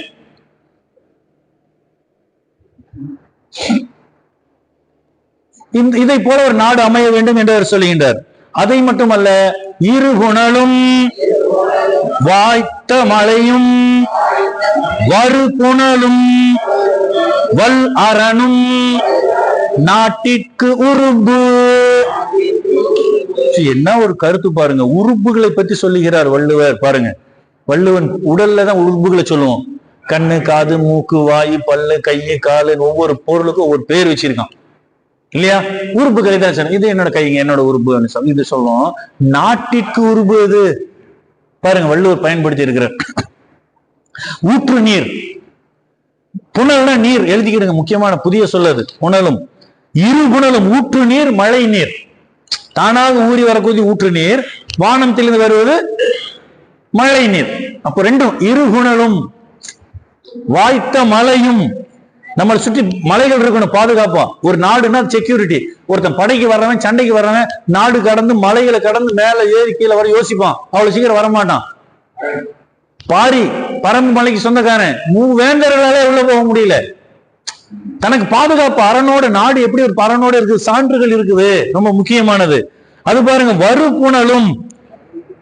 அப்போ ஆற்று நீர் மட்டுமல்ல, ஆற்று அங்கிருந்து மலைகள் விழுந்து வரக்கூடிய நீர் வரும் புனலும் வல் அரணும், பாதுகாப்பு நிறைந்த வலிமையான காவல், பாதுகாப்பு இருப்பதுதான் ஒரு நாட்டிற்கு உறுப்பு என்று சொல்லுகிறார். எவ்வளவு பெரிய இது. அப்போ உறுப்புகள் மிக முக்கியம். இதுல ஒரு ஆழமான ஒரு செய்தி. இந்த செய்தியை சொல்லும் போது இந்த உறுப்புகளை பற்றி ஒரு ஆய்வு கருத்தா நான் ஒரு கருத்தை எழுதினேன், இந்த நூல்ல எழுதியிருப்பேன். என்ன நூல் பாருங்க, பேரை சொல்லுங்க. உலக அமைதிக்கு குரல் காட்டும் வழி. இது நான் எழுதின நூல்களில் ஒன்று. நான் 17 நூல்கள் எழுதியிருக்கேன். அதுல எவை உறுப்புகள் சார், எவை உறுப்புகள் என்று ஒரு தலைப்பு கொடுத்து அதற்கு ஒரு கட்டுரை எழுதினேன். இந்த சாமி வரும்போதே சாட்டை போடலாங்கிறதுனால இந்த குரலுக்கு ஒரு விளக்கத்தை, ஒரு நுட்பமான கருத்தமைந்த ஒரு காட்சியை உங்கள் முன்னாடி இப்ப படம் பிடித்து காட்ட போறேன். அந்த செய்தியை நானே வாசிச்சே காட்டிடுறேன் பாருங்க. எல்லோரும் நலம் பெற்று நீடு வாழ இறை அருள் துணை நின்று காப்பதாக. நிறைந்த செல்வம் என்பது உடல் நலம் மனநலம் இரண்டும் கலந்த ஒரு ஆரோக்கியம் தான். மனநலம் இருக்கணும், அதுதான் முழுமையான ஆரோக்கியம். நான் வந்து உடல்ல ஆரோக்கியமா இருக்கிறேன், மனதளவுல மனநோயாளி. நிறைய பேர் நாட்டுல மனநோயாளிகள் தான் நிறைய இருக்கிறான். கண்ணுக்கு தெரியாத நோய் அது, வெளியில தெரியாது. அவன் தான் நமக்கு ஆபத்தானவன். என்னைக்கு என்ன செய்வான், எப்படி எப்போ என்ன வைப்பான் நமக்கு தெரியாது. ஆக இதை நம்ம கவனிச்சுக்கணும். ஆரோக்கியம் என்பது உடலின் அனைத்து உறுப்புகளும். கண்ணு சரியா இருக்கணும், காது சரியா இருக்கணும் இல்லையா, அந்தந்த உறுப்பு அதற்கான வேலையை ஒழுங்கா செய்யணும். சரியா, அதுதான் ஒரு ஆரோக்கியம். சரிவர செயல்படுவதுதான் ஆரோக்கியம். பாருங்க, இது கடைசியில் இப்ப நான் குறள் முதல்ல சொல்லிட்டேன். நாட்டுக்கு உறுப்புன்னு அவர் சொன்னாரு. உறுப்புகளை பத்தி வள்ளுவன் எதையோ உட்பொருளா சொல்ல வர்றாருங்கிறதுக்கு இந்த இடத்துல கருத்தை நான் கொண்டு வரேன். அந்த உறுப்புகளில் அண்டத்தில் உள்ளதுதான் பிண்டத்திலையும் இருக்கு, மனித உடல்லையும் இருக்கு. அப்ப உறுப்புகள் இதுதான். நீ உலகத்துக்கு காட்டினாலும் சரி, ஒரு நாட்டுக்கு காட்டினாலும் சரி, ஒரு மனிதனுக்கு காட்டினாலும் அந்தந்த உறுப்புகள் அதாவது ஆரோக்கியமா அந்தந்த வேலையை ஒழுங்கா செய்யணும். அது செய்யலைன்னா எல்லாமே அழிவுதான். சரியா, கண்ணோட வேலையை காது செய்யக்கூடாது, காதோட வேலையை மூக்கு செய்யக்கூடாது, மூக்கோட வேலையை கை செய்யக்கூடாது. மாறினாலே பிரச்சனை தானே. அதுதான் சிஸ்டம்ங்கிறது. சிஸ்டத்துக்குள்ளே நம்ம இருக்கணும், நம்ம இஷ்டத்துக்கு எதையும் செய்யக்கூடாது. புரியுதா? அதுதான் பல்வேறு தகவலா போயிடும். வாழ்க்கையில பல தகவல்கள் நமக்கு கிடைக்கின்றது. ஆகவே நன்றாக எதையும் கற்றுக்கொள்ளுங்கள். லேர்னிங். லேர்ன் என்ன நான் சொல்லுவேன் அடிக்கடி, சில பேருக்கு தெரியும். லேர்ன் என்னது? LEARN. சரியா எழுதிக்க, நீ எழுதிக்கலாம். Learn learn learn learn learn learn learn learn learn learn learn learn learn சொல்லிட்டே இருப்போம். கடைசியில எல் கட் ஆயிரும். நம்ம தெரியாம என்ன ஆகும்? என்னது? வரவு வரவு வரவு. நீ எந்த அளவுக்கு கற்றுக்கொண்டு இருக்கிறாயோ அத்துணை உனக்கு என்னவா மாறிடும்? வரவு. ஏகப்பட்ட வரவுக்கு நீங்க எல்லாம் சொந்தக்காரர்கள். புரியுதா? இதுதான் உண்மை. அந்த அறிவை நாம் பெற்றுக்கொள்ளணும், அதுதான் முக்கியம். அவங்க தன்னை அறிந்து நம்மளை மெய் மறந்து அப்படியே ரசிக்கிறாங்க. எத்தனை தகவல் இது.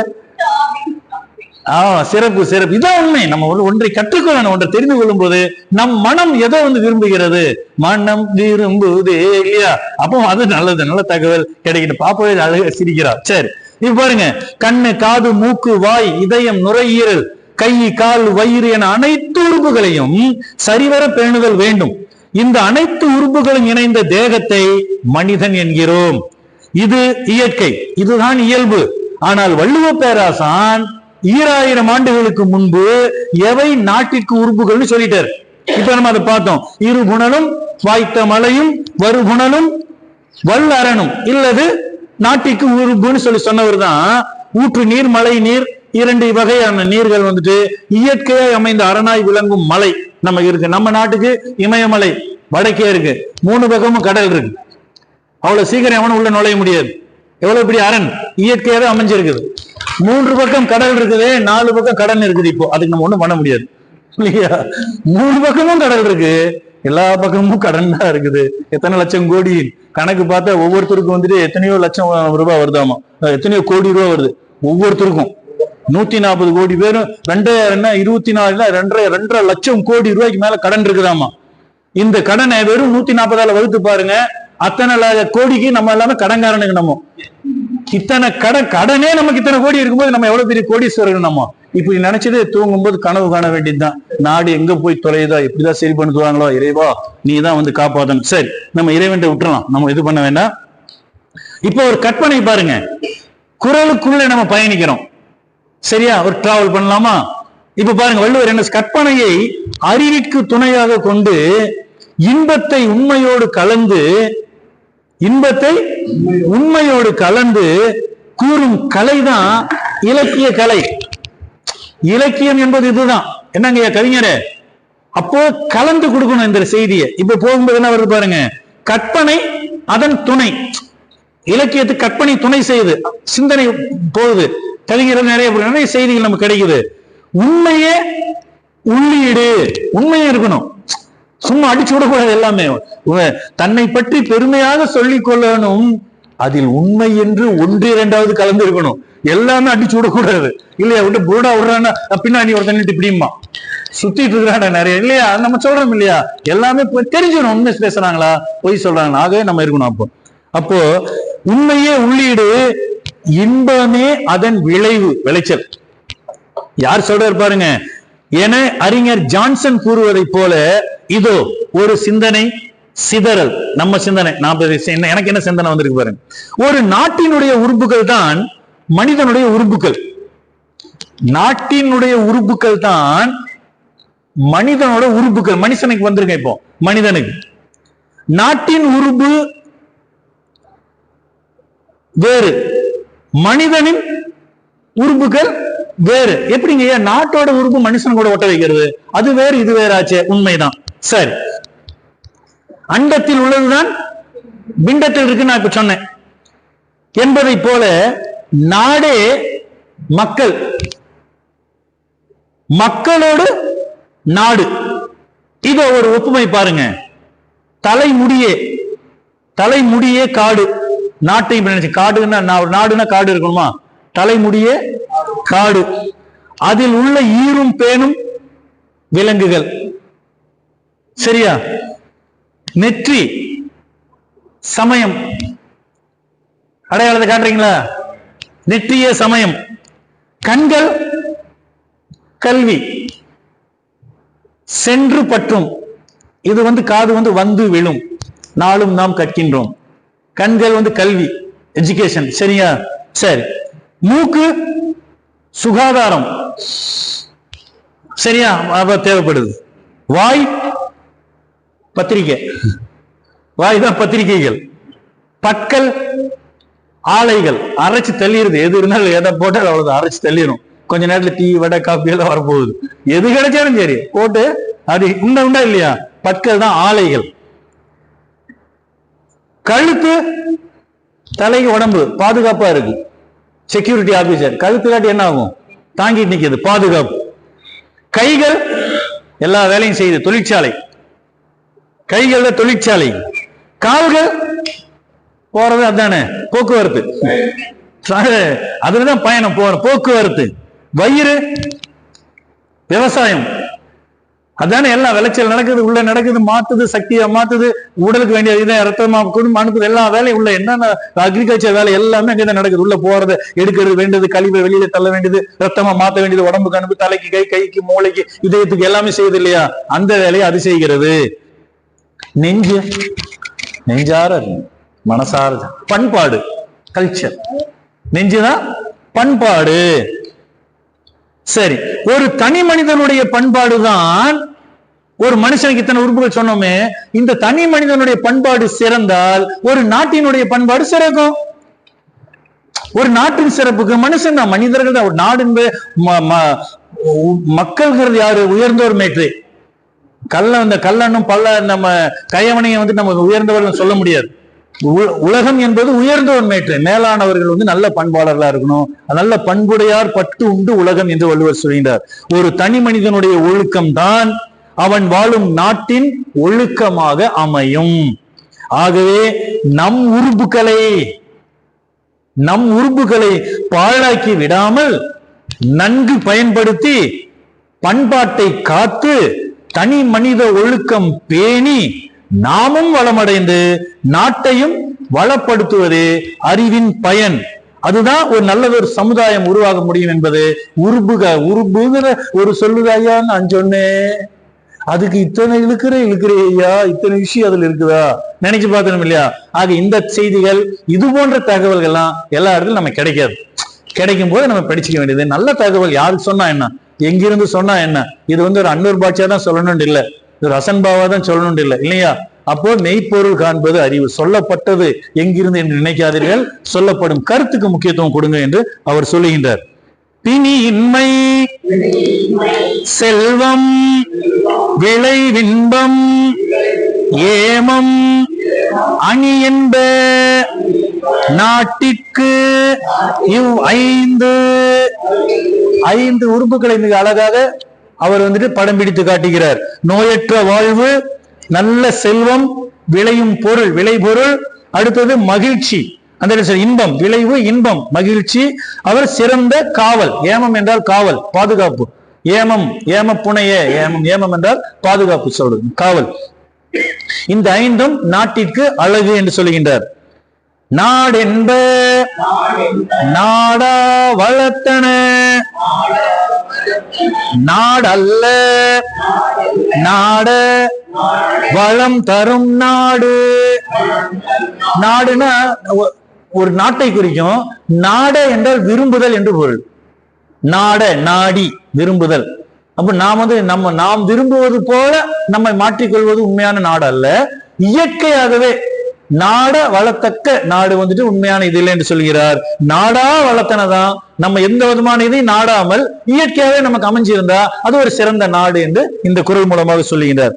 ஆங்கமை எய்திய கண்ணும் பயமின்றே வேந்தமை இல்லாத நாடு.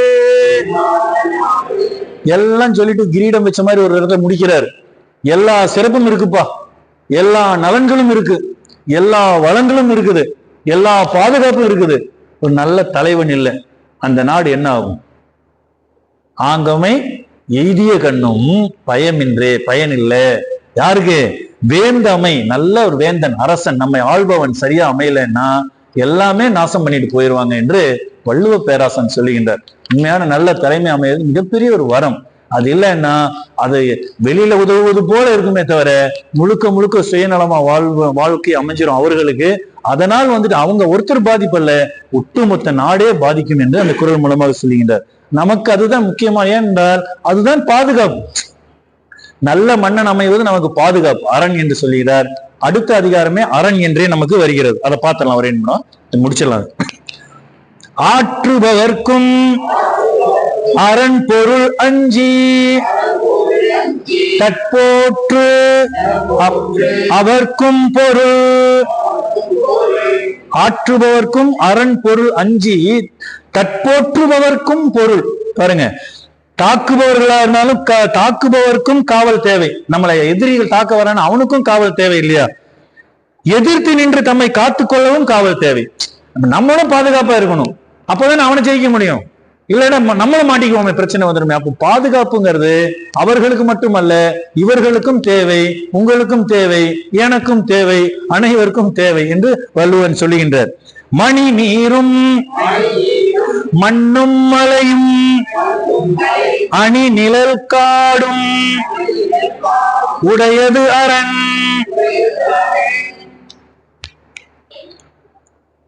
தூய நீரும் நிலப்பரப்பும் மலைகளும் காடுகளும் அமைந்தது சிறந்த காவல் என்று சொல்லுகிறார். அரண் என்ற சொல்லுக்கு காவல் என்று பொருள். பாதுகாப்பு, செக்யூரிட்டி நமக்கு இருக்கணும். நமக்கு எது பாதுகாப்பு என்று சொல்லுகின்றார். ஒரு நாட்டிற்கு ஒரு மன்னன் எப்படி இருக்கணும், அந்த மன்னனுக்கு தேவையான பாதுகாப்பு என்பது மட்டுமல்ல, இந்த குறள் வழியாக அரசியல் ஆட்சியல்னு சொல்லிட்டு வந்தாலும், ஒட்டு பொருட்பாலில் சொல்லப்பட்டாலும் தனி மனிதனுக்கும் பாதுகாப்பு அவசியம். அது எப்படியெல்லாம் இருந்தா நல்லது, அந்த சரியான பாதுகாப்பு நமக்கு அமையலைன்னா அதுல எத்தனை பிரச்சனைகள் வருவது என்று இதன் மூலமாக சொல்லுகின்றார். ஒருத்தர்கிட்ட பேசியிருக்கும் ஒரு நண்பர் பேசினாரு, உங்க வள்ளுவர் நாருங்கிட்ட. அது என்னடா உங்க வள்ளுவர், ஏன் உனக்கு வள்ளுவர் இல்லையா? உங்க வள்ளுவர் என்னங்க ஏன் பிரச்சனை? சார் நாங்கெல்லாம் படிச்சுட்டு இருக்கோம் சார், நாங்கெல்லாம் இன்ஜினியரிங் படிக்கிறோம் சார். அப்படியா? சரி படிச்சோம். எங்க இன்ஜினியரிங் சப்ஜெக்டை பத்தி உங்க வள்ளுவர் சொல்லி இருக்காரா? ஒட்டாடே ஒரு board. Engineering doctor medicine sir, medicine sir படிக்கிறோம் சார், எம்பிபிஎஸ் படிக்கிறோம் சார், எம்எஸ் படிக்கிறோம் சார். அப்போ சார் இப்ப எல்லாம் டெக்னாலஜி வளர்ந்துருச்சுங்க சார். என்னெல்லாம் எங்க போயிட்டு இருக்கு உலகம்? அன்று இருந்த மனிதன் காட்டை அழித்து நாட்டை ஆக்கினான். எத்தனை மனிதன்? இன்றைய மனிதன் நாட்டை அழித்து கூட கோபுர மாளிகையெல்லாம் பண்ணிட்டான். வரும் வரும் நாளை மனிதன் 7 உலகை ஆள போகிறான். அந்த அளவுக்கு டெக்னாலஜி வந்துருச்சு. வள்ளுவர் இதெல்லாம் சொல்லி இருக்கிறாரான், சொல்லியிருக்காருப்பான்னு. அப்போ வள்ளுவர் என்ன, வள்ளுவர் இதெல்லாம் சொல்லியிருக்காரு. ஆமா, அப்போ அருவினை என்பது உழவோ. 2000 வருஷத்துக்கு மேல கேள்வி கேட்டாரு மனுஷன். முடியுமடா, நீ என்ன நினைச்சாலும் முடியும். நீ எத்தனை பெரிய கோபுரம் 140 என்ன 200 அடுக்கு கட்டடங்கள் கட்ட முடியும். இப்ப கட்டியிருக்காங்கல்ல, அருமையான செயல் எதுவுமே கிடையாது. அருவினை என்பது உழவோ. கருவியால் காலம் அறிந்து செய்யின் சொல்லியிருக்காரு. காலம் அறிதல்ல வள்ளுவர் சொல்லியிருக்காரு. ஐயா இது கூட சொல்லியிருக்காரா? ஆமா. அப்போ நம்ம இன்ஜினியரிங் பத்தி கூட வள்ளுவர் சொல்லியிருக்காரா? சொல்லி இருக்கிறாரா? நீ படிக்காட்டி நான் என்ன பண்ற? என்ன சொல்லியிருக்காரு? ஒரு கட்டணம் கட்டணும், என்ன எவ்வளவு ஆழம் தோண்டணும், அஸ்திவாரம் போடணுமா? இன்ஜினியரிங் யாராவது இருக்கீங்களா இன்ஜினியரிங் ஸ்டூடெண்ட்? என்ன பண்ண, அஸ்திவாரம் தோண்டாம கட்டணம் கட்ட முடியுமா? அப்போ ஆழம் தோண்டணும். அப்ப எதுக்கு ஆளுங்கன்னா எவ்வளவு பெரிய கட்டடம் கட்ட போறோம், உயரம் 1 அடுக்கா 2 அடுக்கா 3 அடுக்கா, அப்ப அதுக்கு தகுந்த மாதிரி இங்க அளவு போடும் முதல்ல என்ன ஒரு. சரி, அது மட்டும் அல்ல, எவ்வளவு பெரிய அகலம் இருக்கணும், எவ்வளவு பெரிய இது இருக்கணும், எவ்வளவு கலவை சேர்த்தணும், எவ்வளவு, இதெல்லாம் சேர்ந்தாதான் இன்ஜினியரிங். அது இல்லாட்டி கிடையாது. வள்ளுவர் என்ன சொல்ற, உயர்வு அகலம் திண்மை அருமை இந்த 4ன் அமைவது அரண் என்றுரைக்கும் நூல். வந்துருச்சா இன்ஜினியரிங் சப்ஜெக்ட்? இவ்வளவுதான் இன்ஜினியரிங். அதான் வள்ளுவர் 2000 வருஷம் மாதிரி சொல்லிட்டார். வள்ளுவருக்கு கைதட்டி பாராட்டி தெரிவிக்கலாமா? உயர்வு அகலம் அந்த வலிமை அந்த குவான்டிட்டி எது இதெல்லாம் என்னென்ன மிக்ஸ் பண்ணணும் என்ன ஏது எல்லாமே கால்குலேஷன் தான் இல்லையா? அதான் அதனுடைய அருமைப்பாடு. இது முடிஞ்சா இப்படி இருக்கும், இது வந்தா இப்படி இருக்கும், இதை செய்யறோம். அது வந்து பார்த்துட்டு என்ன டெக்னாலஜி என்ன அழகா செஞ்சிருக்காரு, யாரையா கூப்பிடி அந்த இன்ஜினியரை, அவருக்கு ஒரு வாழ்த்து சொல்றோம் இல்லையா? அந்த சிறப்புகளை எல்லாம் மனித ஆற்றலுக்கு இருக்கு. இதை வந்து அன்றே சொல்லி ஊடக பொருளை சொல்லிடுவோம். அதுக்காக வந்துட்டு அவர் வள்ளுவர் வந்துட்டு நீ இத்தனை சிமெண்ட்ல வந்து இத்தனை மூட்டை சிமெண்ட் போடு, இத்தனை மூட்டை தண்ணி போடு, ஒவ்வொன்னு சொல்லிட்டு இருந்தாலும் வாழ்க்கையில் எத்தனை பக்கம் படிக்கிறது? இதை சொல்லியே நம்ம படிக்க மாட்டேங்கிறோம் இல்லையா? நம்ம முழுவது அப்போ தொட்டு செல்வதுதான். லேச தொட்டாலே போதும், அது பல செய்திகள் நமக்கு கிடைக்கும். அதுல இருந்து அந்த தனி மகிழ்ச்சி தான். சரி, சிறு காப்பில் பேரிடத்ததாகி ஒரு வகை ஊக்கம் அளிப்பது அரண். முன் வாயில் சிரித்திருக்கணும், முன்பக்கத்துல வந்துட்டு குறுகி இருக்கணும், உள்ளுக்குள்ள வந்து இடம் பெருசா இருக்கணும். சிறுகிய இடமா இருந்துச்சுனாக்கா வீரர்கள் கொஞ்சம் பேர் நின்னாலே போதும், எதிரிகளை உள்ள விடாம தடுத்துடலாம், வரும்போது அடிச்சு விரட்டிடலாம். முன்னாடி இருக்கிற ஏரியா வந்து இவ்வளவு பெருசா வச்சுட்டு உள்ளுக்குள்ள போக போய் சின்னதா இருந்தா எப்படி இருக்கும்? இடம் பெருசா இருந்தா இங்க தடுக்கிறதுக்குள்ள இங்க இருந்து உள்ள பூந்துருவான், இங்க இருந்து உள்ள வந்து இல்லையா எதிரிகள். அப்போ சதுரங்க ஆட்டம் மிகப்பெரிய அறிவு தரக்கூடிய ஒரு விஷயம். மேலும் மேலும் வந்துட்டு செஸ் சொல்றோம் இல்லைங்களா, அது மிகப்பெரிய ஒரு இது. அறிவை மேலும் மேலும் இது பண்றதுக்கு வள்ளுவன் அன்னைக்கே சொல்லியிருக்காரு பாரு, எவ்வளவு பெரிய சொல்லாட்சி பயன்படுகிற. சிறு இடமா இருக்கணும், பகைவர் உள்ள நுழையாம தடுப்பதற்காக. அந்த இடத்துல சொல்லு, சிறு காப்பா இருக்கணும், பேரிடத்ததாகி உள்ளிடம் வந்து அகன்று இருக்கணும், அமைந்து போரிடுவதற்கு ஏற்றவாறு தைரியம் ஊக்கம் கொண்ட வீரர்கள் நம்ம கூட இருக்கணும். அவன் தான் தைரியமா போர் செய்வான். வீரம் இல்லாதவன், தைரியம் இல்லாதவன், ஊக்கம் இல்லாதவன் முன்னாடி நின்று இருந்தா அவர் முன்னாடி இருந்து வர வச்சு ஆரம்பமாயிட்டா தொலைச்சு போடுறது அடிச்சு போடுவா போல திரும்பி ஓடிட்டான்னா எப்படி இருக்கும்? அப்ப அந்த தைரியசாலிகளா இருக்கணும். அவன் தான் நின்னா நீ அடிக்க வந்த கொன்னே ஓடுவேன் அப்படின்னு அவன் ஓடிடுவான். அதே செயல் வந்து அப்ப ஊக்கமுடையவர்களாக இருக்கணும். அப்படி இருப்பதுதான் உண்மையான பாதுகாப்பு என்று நமக்கு சொல்லுகிறார். கொலக்கு அரியதாய் கொண்ட கூழ்த்தாகி அகத்தார் நிலை கெளிதாம் நீரது அரண். பகைவர் அடைய முடியாதவர் இருக்கணும், நல்ல விளைபொருள் நிறைஞ்சிருக்கணும். அது மட்டுமல்ல, உள்ளிருப்பவர்களுக்கு அரண் பாதுகாப்பு, உள்ள இருப்பவர்களுக்கு எந்த விதமான தூங்கும் வராம பாதுகாப்பு. பாரிவள்ளலுடைய பரம்பு மலை அப்படித்தானே இருந்தது, உள்ளுக்குள்ள ஊரு, எந்த எதிரி உள்ள தாடி உள்ளுக்குள்ள நுழைய முடியாது, பாதுகாப்பா இருந்தார் அவருடைய அரண் அமைச்சு. ஆனா ஊருக்குள்ள எல்லா வசதிகளும் வாய்ப்புகளும் மக்களுக்கு தேவையான பாதுகாப்போட அந்த மன்னன் பார்த்துக்கிட்டான். அந்த மக்கள் எந்த கவலையும் இல்லாம நிம்மதியா இருந்தாங்க. அப்படி இருப்பதுதான் உண்மையான பாதுகாப்பு என்று அவர் சொல்லுகின்றார். எல்லா பொருளும் உடைத்தாய் இடத்துதவும் நல்லால் உடையதரன். தன்னிடத்தே பல வளங்களையும் சிறப்பான வீரர்களையும் பெற்றதே ஒரு நாட்டிற்கு சிறந்த பாதுகாப்பு, அரண், காவலாகும் என்று சொல்லுகிறார். முற்றியும் முற்றாதெறிந்தும் அறைப்படுத்தும் பற்றற்கரியதரன். முற்றுகையிட்டும் போரிட்டும் சூழ்ச்சிகள் செய்தாலும் கைப்பற்ற முடியாதவர் ஒரு நாடு இருக்கணும். எதிரிகள் வந்து முற்றுகையிட பார்ப்பான், சூழ்ச்சி செய்வான், எப்படியாவது உள்ள நுழைஞ்சு நம்ம இடத்த பிடிச்சிக்க பார்ப்பான். அவனோட புத்தி அதுதானே, அவன் அதுக்கு தானே திட்டமிடுவான். அதற்கு எந்த வகையிலும் இடம் தராதவாறு நம்ம நாடு இருந்தா நமக்குள்ளுக்குள்ள வந்து நுழைய மாட்டோம், ஆற்றல் உள்ளவர்களா இருக்க வேண்டும் என்று சொல்லுகிறார். முற்றாற்றி முற்றியவரையும் பற்றாற்றி பற்றியார் வெல்வதரன். பெரும் படையுடன் வந்து நம்ம கிட்ட போருக்கு வந்தாலும் முற்றுகை இட்டாலும் உள்ளுக்குள்ள தாக்க முடியாதவாறு ஆளுமையோடு இருக்கணும். அதுதான் உண்மையான அரண். அது இல்லாம போனா உள்ளுக்குள்ள போய் நம்ப மாட்டேங்கும். சரியான சிந்தனையாற்றல். நம்ம மாவீரர் நெப்போலியனை பற்றி வாழ்ந்த ஒரு உண்மை சம்பவத்தை சான்றா சொல். உலகம் முழுவதும் வெற்றி பெறுவேன் என்று சொல்லி சூளுரைத்து கிளம்பி வந்தான். எல்லா நாடுகளுக்கும் போனான். சென்ற இடமெல்லாம் வாகை வெற்றி. மாபெரும் ஒரு வீரனாக ஒரு அலெக்சாண்டர், மிகப்பெரிய ஒரு போர் வீரனாக, அவனோட பேரை கேட்டாலே நடுங்கும் சொல்லுவாங்க இல்லையா. அப்போ அதை போல ஒரு ஆற்றல் இருக்குன்னு சொன்னாக்கா அது எல்லோருக்கும் வாய்க்காது. எல்லா நாடுகளுக்கும் போனான். திட்டமிட்டு செயல்படுவது ரொம்ப முக்கியம். ஆனா அப்படி படையெடுத்து வந்தவன் சென்ற இடம் நாடு முழுவதும் உலகம் பூரா பல நாடுகள் பயணிச்சுட்டு வந்துட்டான். வந்தவன் ரஷ்யாக்குள்ள நுழையிறான். ரஷ்ய எல்லைக்குள்ள. அந்த சமயம் கரெக்டா இந்த மாதிரி டிசம்பர் ஜனவரி சமயத்துல உள்ள அந்த பக்கம் வர்றான். லட்சக்கணக்கான படை வீரரோடு வர்றான். சொல்லுகிறார்கள், வீட்டில இருந்து கிளம்பி ரொம்ப நாள் ஆயிடுச்சுப்பா. அவங்க பேசிக்குவாங்க இல்லையா, எல்லாம் பொண்டாட்டி பிள்ளை பார்க்காம இது இல்லாம அவன் எல்லாம் அவனோட ஏக்கம் அவனுக்கு தான்ப்பா தெரியும். அதெல்லாம் பிரச்சனை, குழந்தைகளா இருக்கு, நான் சொல்ல வரல. பல இதுகள் இல்லையா. ஒரு வீரனா இருந்தாலும் மனுஷன் தானே. எல்லாம் சோர்வு. என்னடா அம்மாவை பார்க்கல, அப்பாவை பார்க்கல, பொண்டாட்டி பார்க்கல, குழந்தைகளை பார்க்கல, என்னடா வாழ்க்கை இப்படி இருக்குது. நம்ம ராஜா வேற சண்டை சண்டை சண்டை சண்டைன்னு இது அவருக்கு ஜெயிக்கணும். புரியுதாமா? தனிப்பட்ட உணர்வுகள் அந்த இடத்துல மழுங்கெடுத்து படியுது. ஆனாலும் மன்னன் கட்டளைக்கு போறாங்க, சண்டைக்கு போறாங்க. ஆனால் இடம் பாருங்க, சரியான இடத்தை தேர்வு செய்யாம அந்த ரஷ்ய நாடு உரை பணிக்கு சொந்தமான இடம். அது இந்த இமாச்சல பிரதேசம், மலேசியா, காஷ்மீர் நம்ம பகுதியெல்லாம் இருக்குது இல்லைங்களா. அந்த இடமெல்லாம் எப்படி இருக்கும், சிம்லா பகுதி எல்லாமே அப்படியே உறைஞ்சிடும். வெறும் பனியில தான் நடந்து போற மாதிரி வரும். சில நேரங்கள்ல நம்ம ஊட்டி கூட அந்த மாதிரி சொல்லலாம், மலைகளின் அரசி ஊட்டி கூட அந்த மாதிரி வரும். இப்ப கடந்த வாரம் நம்ம ஊர்ல கோயம்புத்தூர் என்ன குளிர். அப்போ குளிர் ரொம்ப அப்போ மலை பகுதியில குளிர் பிரதேசத்துல பிரதேசமே குளிர் பிரதேசம், வெப்ப பிரதேசம் நம்மளுதெல்லாம். அவங்களுக்கு 6 மாதம் இல்ல, ஒரு ஆண்டு கொட்டும் பனி.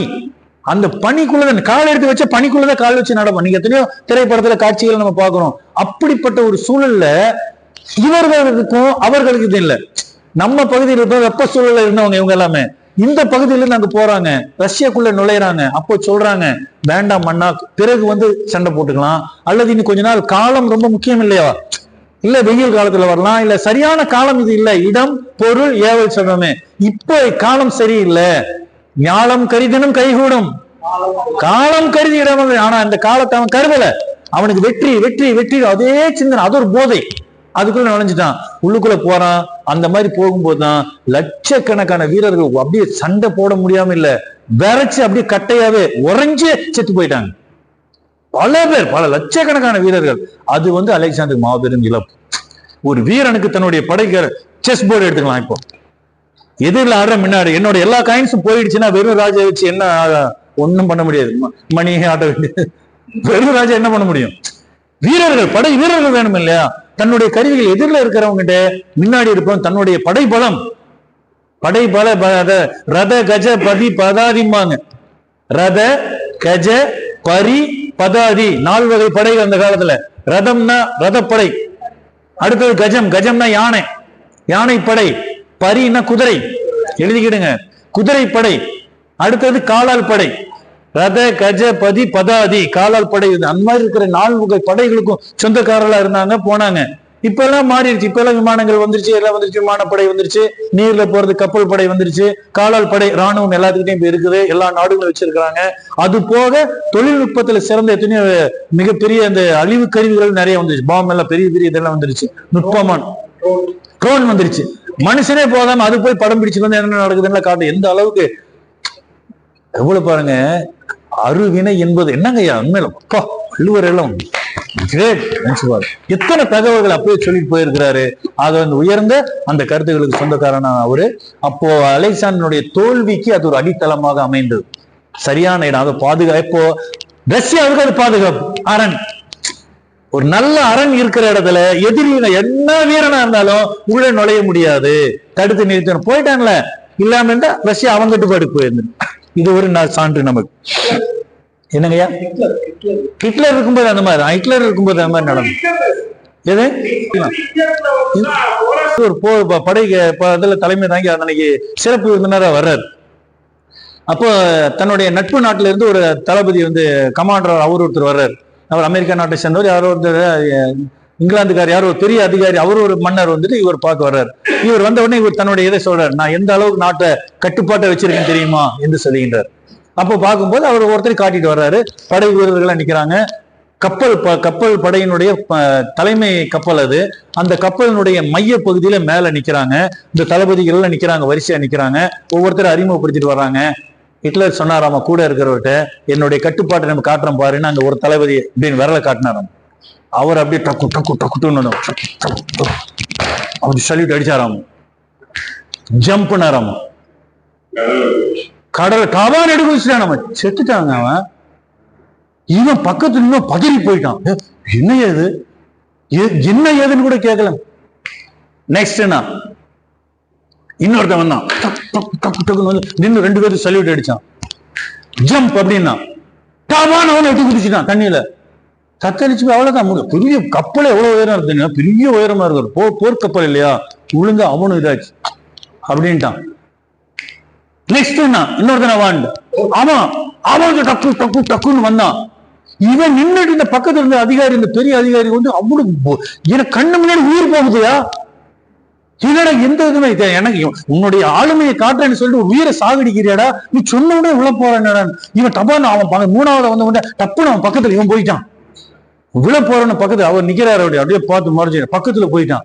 அவங்கிட்ட போயிட்டு, என்னடா இது, ஏடா தலைவன் சொன்னா, மன்னன் சொன்னா, ஒரு அரசுன்னு சொன்னா இப்படியாரா, உயிரை கொடுத்துருவியாடா, அவனும் செத்துட்டா, 2வது குதிச்சுனா நீயும் குதிக்க போறியே, நீயும் சாக போறேன்னா, யோ சும்மா இருயா, இவங்கிட்ட இருந்து சாவறதுக்கு பேச உயிரை விட்டு சாகல அப்படி மனுஷனா அவன், நான் விட்டு நான் சாக போறேங்கிறான்.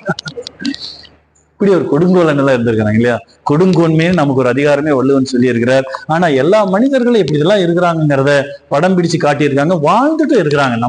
நம்ம கூடவே இந்த மாதிரி பல குரூர மனிதர்களும் வாழ்கிறார்கள். இவர்களோட தான் நம்ம எல்லாம் பயணிக்கணும். மனசுக்குள்ள ஒவ்வொருத்தன் என்ன நினைக்கிறான்னு யாருக்கு தெரியும் இல்லையா. அதுல எல்லாருக்கும் எல்லாம் தெரிஞ்சுட்டு அவ்வளவுதான், உலகமே வந்துடுது இதா போயிடும். அத்தனை கசப்புகளையும், அதாவது காயங்களையும், சோகங்களையும் அத்தனை இதுல வச்சுட்டு இருக்கிறாங்க ஒவ்வொருத்தரும். அதெல்லாம் அதுதான் கண்ணுக்கு தெரியாத நோய்.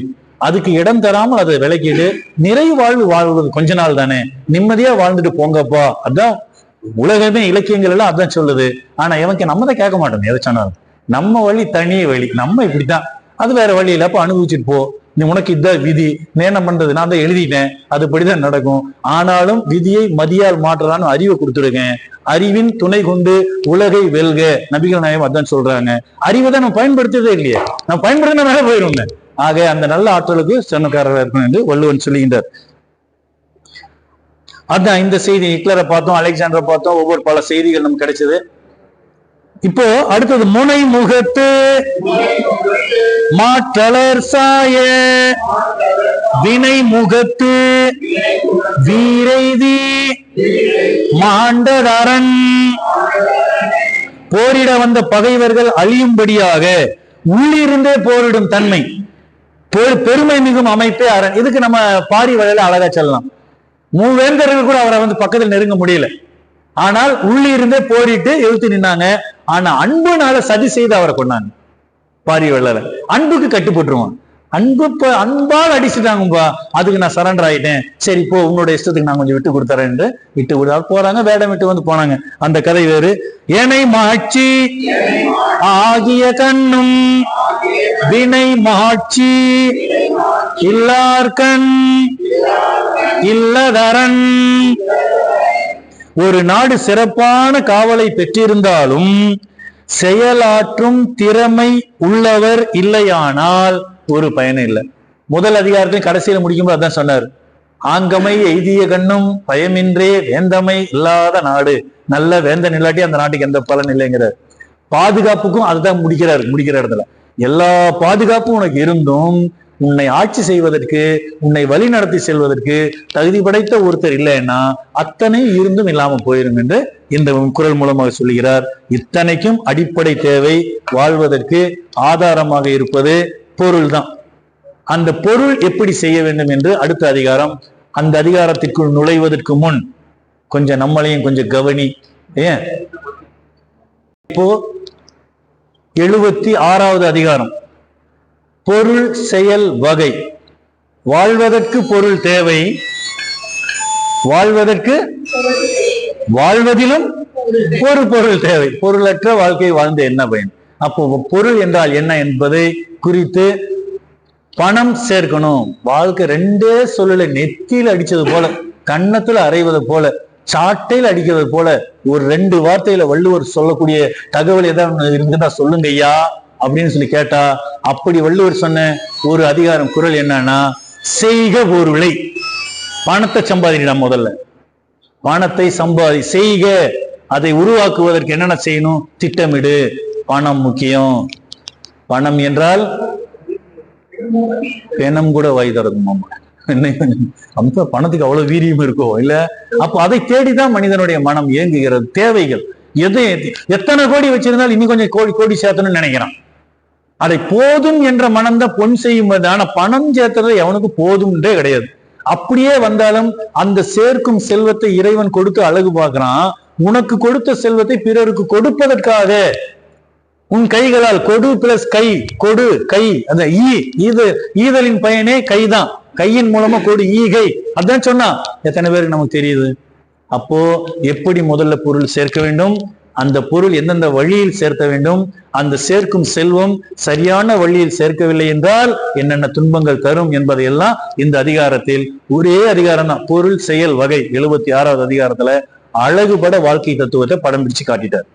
இந்த அதிகாரத்தில் தான் ஒரு குறளில் அறமும் வருகிறது, பொருளும் வருகிறது, இன்பமும் வருகிறது. அறம், பொருள், இன்பம் என்று 3ஐயும் பயணிக்கக்கூடிய ஒரு குறள் மணி இந்த குறள்ல 2வது 3வது வருது. முதல்ல சரி, பொருள் அல்லவற்றை, பொருள் அல்லவரை பொருளாக செய்யும் பொருள் அல்லது இல்லை பொருள். சொற்பொருள் பின்வரும் நிலையணி. ஒரே சொல் மறுபடியும் பொருள் பொருள் பொருள்னு.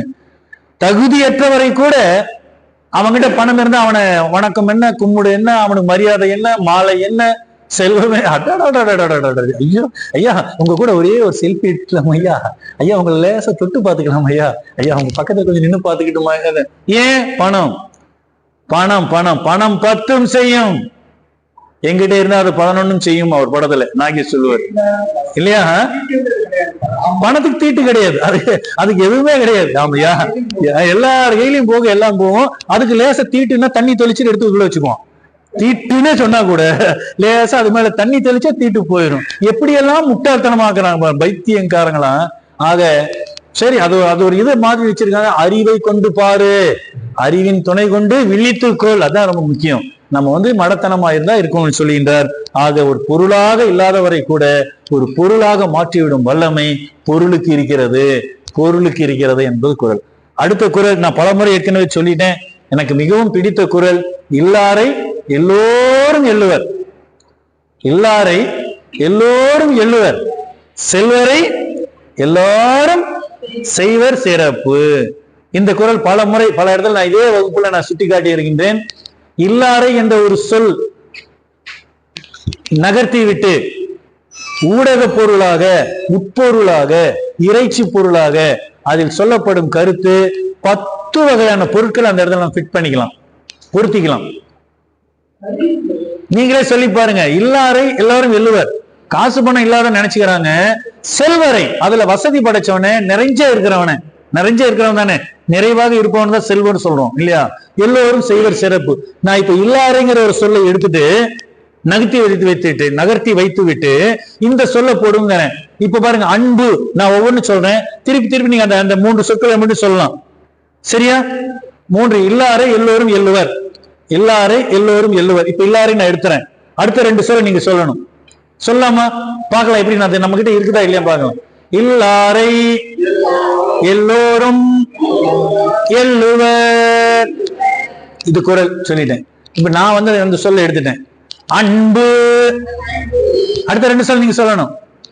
அன்பு,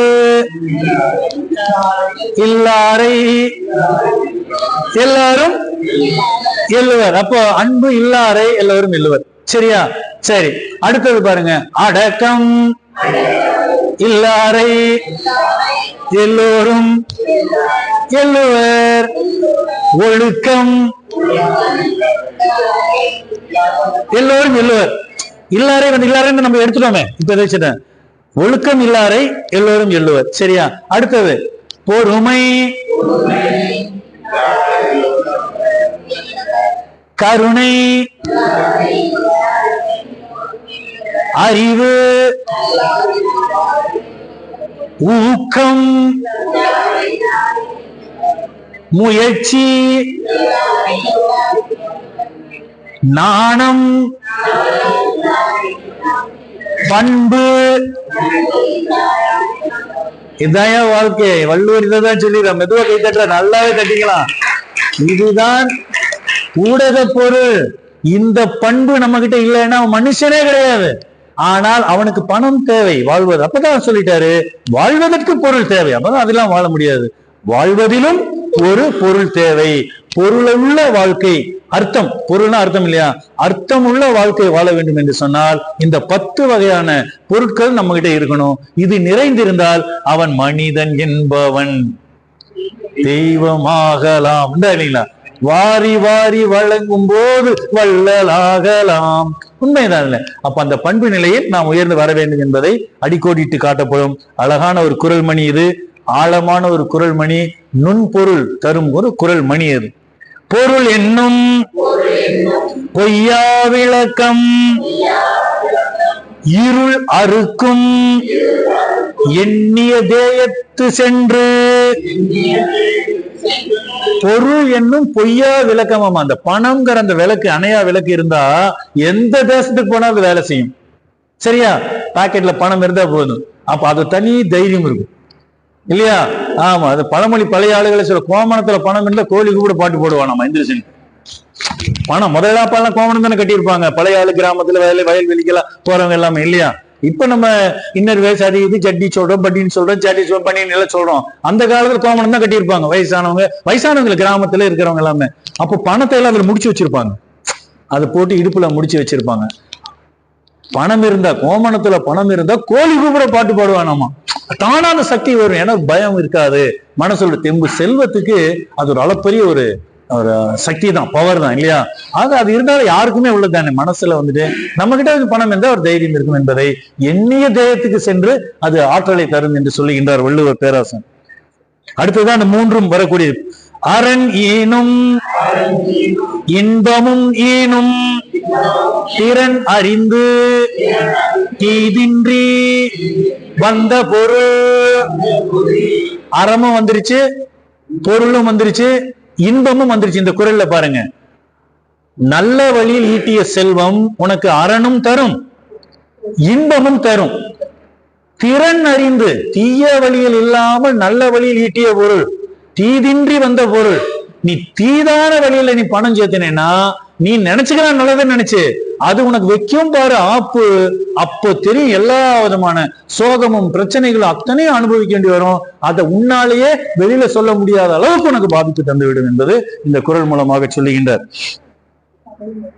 அருளோடும் அன்போடும் வாரா பொருளாக்கம் உள்ளார் குரல விடல்.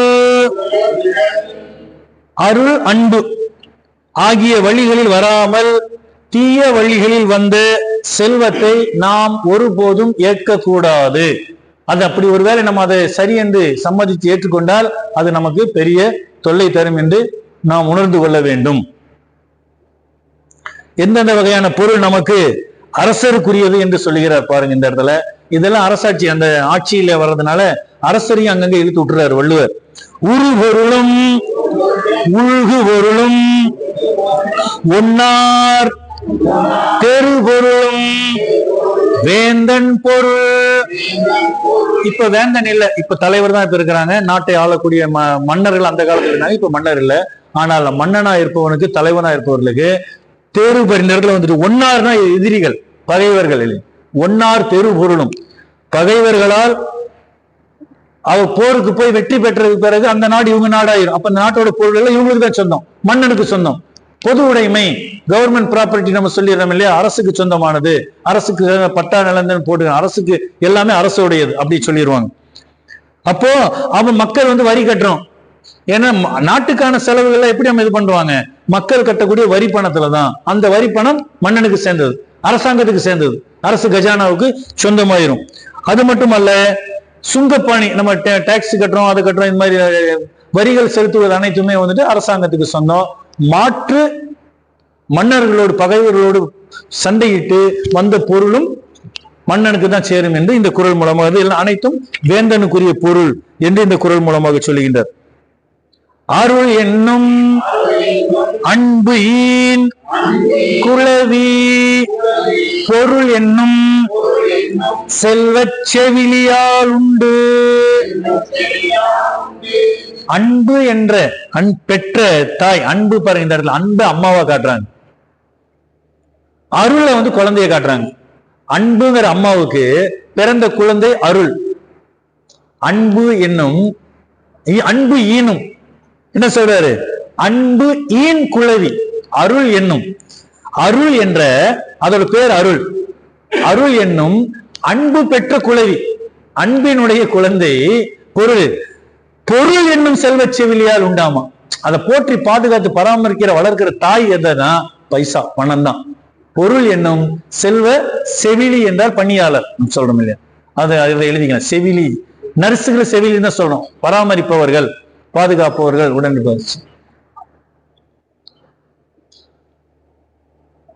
அதை இப்போ பாத்துக்கணும். பண்ணுங்க, போன் பண்ணி, எவ்வளவு நேரம் ஆயிடுச்சு, அப்புறம் நேரம் ஆயிடும்.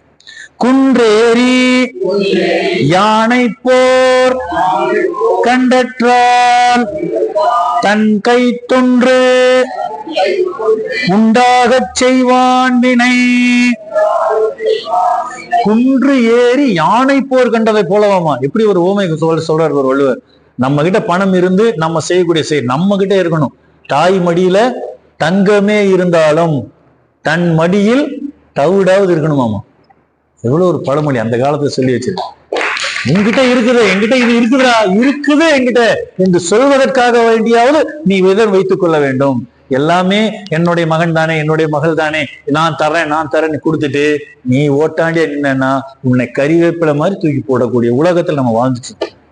ஆக இருக்குதோ இல்லையா, நமக்கு அப்புறம் இது யாரோ என்னமோ, நம்ம கிட்ட இருக்கிற வரைக்கும் அதுதான் உனக்கு வலிமை சேரும். ஒரு பெரிய இது அந்த செல்வம் உன்னிடம் இருந்தா நீ வந்து ஒரு குன்று மேல ஏறி நின்று யானை இடத்துல போர் செய்வதற்கு வா பாத்துக்கிறான் என்று சொல்லக்கூடிய அளவுக்கு சக்தி வலிமை தரும் என்று சொல்லுகிறார். குன்றேறி யானை போர் கண்டதை போல.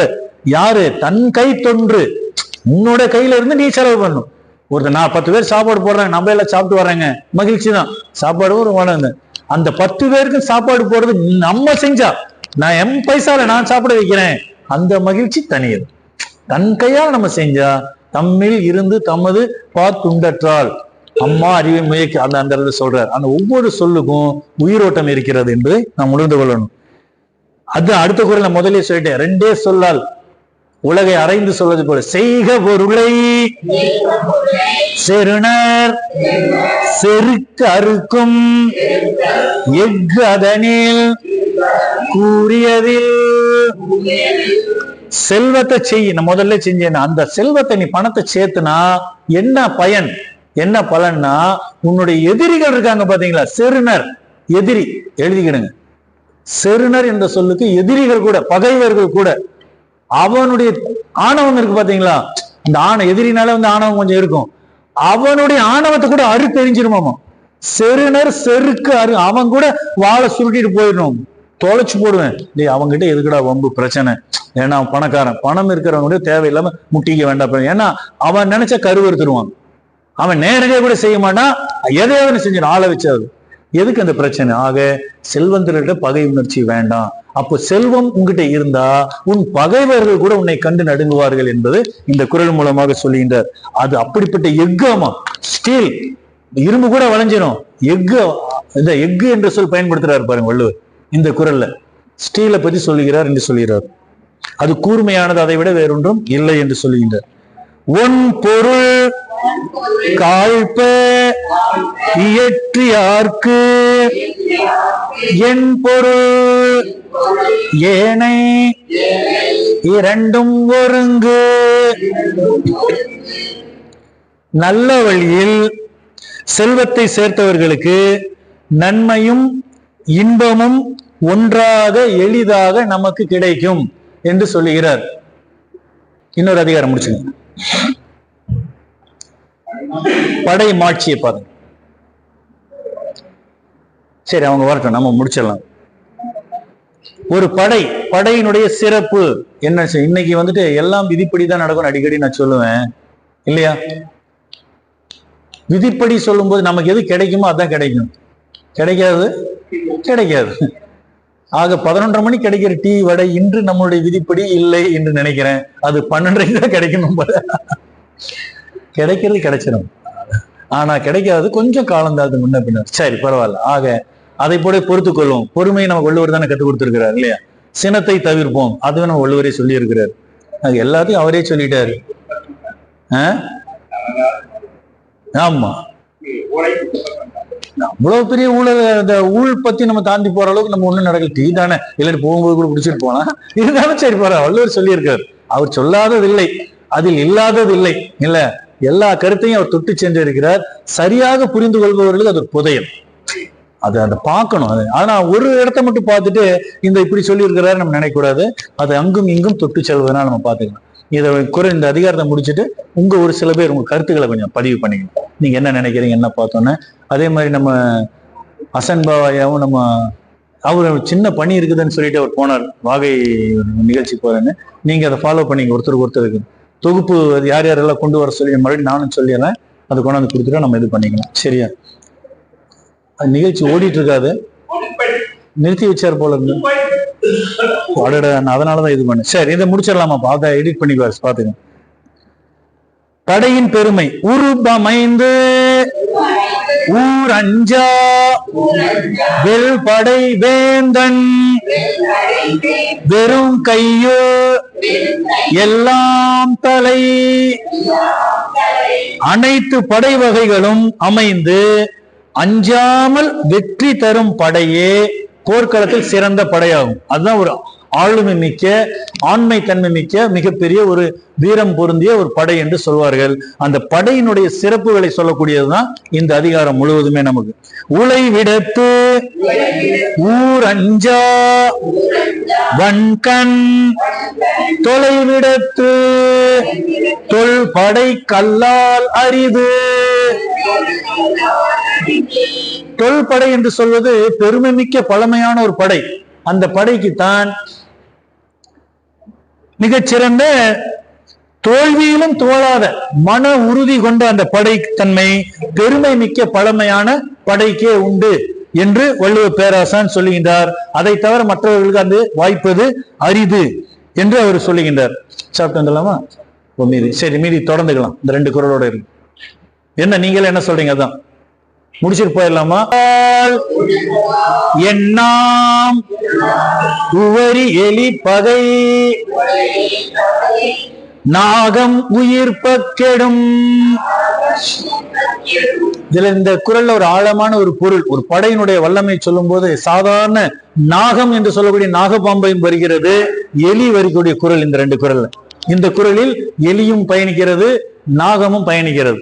என்ன அதனுடைய கருத்தாழ்த்தம் என்று சொன்னால், மிக சிறப்பாக சொல்லக்கூடிய ஒரு செய்தி என்று சொல்லும் போது, 1000 எலிகள், 10,000 எலிகள், 1,00,000 எலிகள் வச்சுக்கலாம், கூட்டமா பெரும் படையோடு வந்தாலும் ஒரே ஒரு நாகம்தான் வரும். அடுத்த நிமிடம் என்ன ஆகும்? ஒரு எலி கூட இருக்காது, தெரிச்சு போயிடும். துண்டை காணும், துணியை காணுமா, தெரிச்சு ஓடிடும். ஏன்? அந்த பயம், நாகம். அப்ப அத்தனை பேர் இருந்து என்ன பலன்? உண்மையான படை என்று சொன்னால் எதிர்த்து நிற்கிற வல்லாண்மை இருக்கணும். அது இல்லாம கூட்டமா நம்ம இருக்கிறோம்னு சொல்லிட்டு தைரியம் இல்லாத கூட்டம் இருந்தா என்ன பலன்? அது ரொம்ப முக்கியம். பெரிய எலிப்படையாகவே இருந்தாலும் ஒரே ஒரு பாம்பு தான், நாகம் தான், அது சீறி பாய்ந்து எழுந்து வந்தால் அத்தனை எலிகளும் ஓடிவிடும் என்பதை இங்கே ஜாடையாக குறிப்பாக நமக்கு சுட்டி காட்டுகிறார். 1000 எலிகள் கூடி ஓங்கி ஒலித்தாலும் ஒரே ஒரு சவுண்டு தான், ஒரு சத்தம் தான். என்ன பயன்? ஒரு பாம்பு சீறினாலே அவை எல்லாம் செதறி போய். அப்போ சரியான வேகத்துக்கும் வீரத்துக்கும் அந்த ஆளுமை உள்ள படை தலைவன் இருந்தானா எதிரி படை வந்து செதறி ஓடிடும் என்பதை இதன் மூலம் சுட்டி காட்டுகின்றார். அழிவின்று அறை போகாதாகி வழி வந்த வன்கண் அதுவே படை. அழிவின்று போரில் அழியாமல், பகைவர்களின் வஞ்சனையில் வீழாமல் வழி வழியாக வந்த பெருமை உடையதுதான் உண்மையான ஒரு படையாகும் என்று சொல்கிறார். படையினுடைய பெருமையை சொல்கிறார். படை மாட்சி, மாட்சி என்ற சொல்லுக்கு மாண்பமை, சிறப்பு, பெருமை என்று பொருள். படை பெருமை என்று சொல்லுகின்றார். கூட்டுடன்று மேல் வரினும் கூடி எதிர் நிற்கும் ஆற்றல் அதுவே படை. கூற்றுவன் என்ற சொல் இதுல வருது, புதிய சொல். யமன், யமனை குறிக்கும். கூற்றுவனே எதிர்த்து வந்து தாக்கினாலும் சரி, யமனே வந்தாலும் சாக போறது உறுதிதான். யமனுக்கு முன்னாடி யமனை ஜெயிக்க முடியும், வெற்றி கொள்ள முடியும், சாகதான். ஆனாலும் அப்போ நிக்கணும் எதிர்த்து வந்தால். ஏனென்றால் என் மன்னனுக்காக நான் சண்டைக்கு வந்திருக்கேன், என் நாட்டுக்கு வெற்றி வேணும், வெற்றி தான் எனக்கு வேணும், உயிரே போனாலும் சரி. சொல்றேன், உயிரே போனாலும் சொல்றோம் இல்லையா, அந்த இடத்துல கூற்றுவன் வந்தாலும் எதிர்த்து நிற்கும் ஆற்றல் உடையதுதான் ஒரு நல்ல ஒரு சிறந்த படை என்று இந்த குறள் சொல்கிறார். மரம் மானம் மாண்ட வழி செலவு தேற்றம் என நான்கே ஏமம் படைக்கு. மரம்னா வீரம், வல்லினரகரம் மரம் வீரத்தை குறிக்கும். வீரம், மானம், பொதுமக்களுக்கு இடையூறு அல்லாத வழி செலவு, பயணம், செல்லும் கூடிய பயணம். தெளிந்த போர், தேற்றம், தெளிவுடைய இந்த போரா இருக்கணும், அதுதான் வந்துட்டு ஏமம் என்பது பாதுகாப்பு. இந்த சொல் மறுபடியும் வருது. இவைதான் படைக்குரிய பாதுகாப்பாகும். தார் தாங்கி செல்வது தானை தலை வந்த போர் தாங்கும் தன்மை அறிந்து வருகின்ற படையை தடுத்து திறமையுடன் முன்னேறி செல்லும் ஆற்றல் மிக்கதுதான் உண்மை.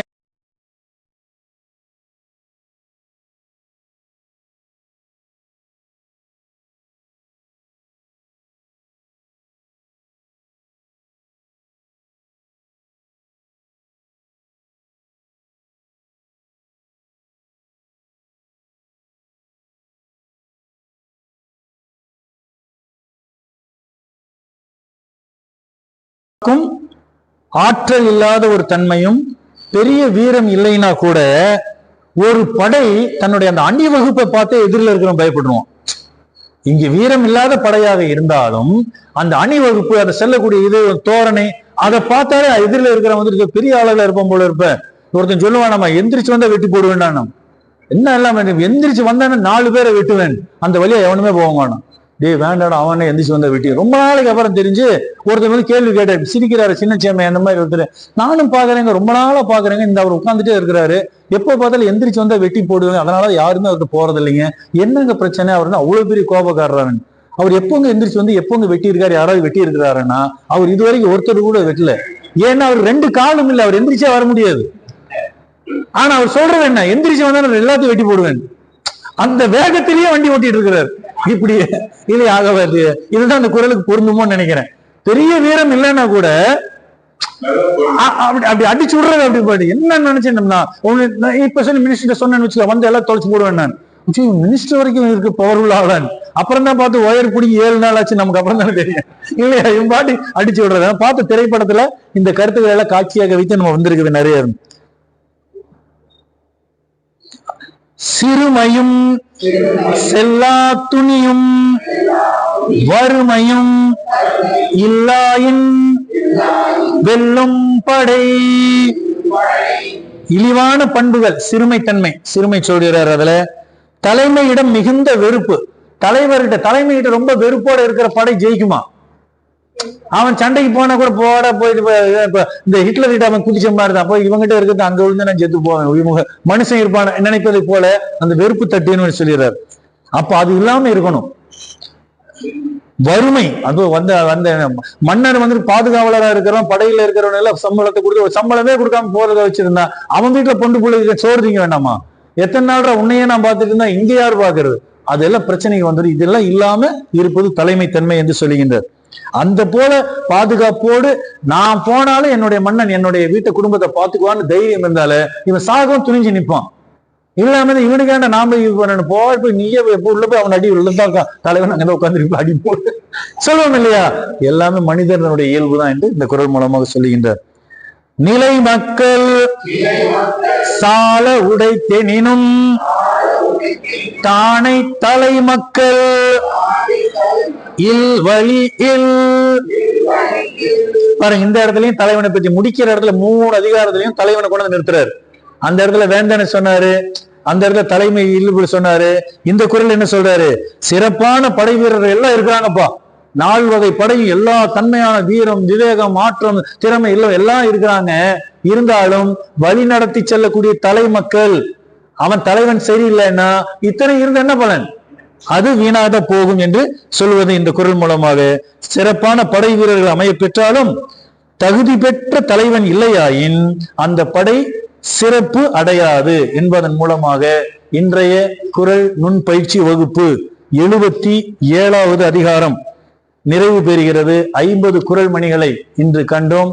அடுத்த வகுப்பில் குரல் வகுப்பில் 21வது வகுப்பு, இது 20வது வகுப்பு நிறைவு விழாவா போயிடுச்சு நம்மளுக்கு. 21வது குரல் வகுப்பு, அடுத்தது 22வது குரல் வகுப்பில் படை பற்றி இத்தனை நேரம் பார்த்து கொண்டிருந்தோம். படையின் மாட்சிமை பற்றி பார்த்து கொண்டிருந்தோம். அந்த படையினுடைய செருக்கு, அதாவது இந்த இடத்தில் செருக்கு என்பது ஆணவத்தை குறிக்காது, பெருமிதம் என்ற பொருள். ஒரு படையினுடைய பெருமிதம் எப்படி இருக்கும் என்று சொல்லக்கூடிய கருத்து அமைந்த அதிகாரத்தை அடுத்த அதிகாரத்தில் அடுத்த வாரம் சந்திப்போம், கேட்போம். அதுவரை உங்களிடமிருந்து விடை பெறுவது உங்கள் திருக்குறள் அன்வர் பாட்ஷா. வாழ்த்துகிறேன்.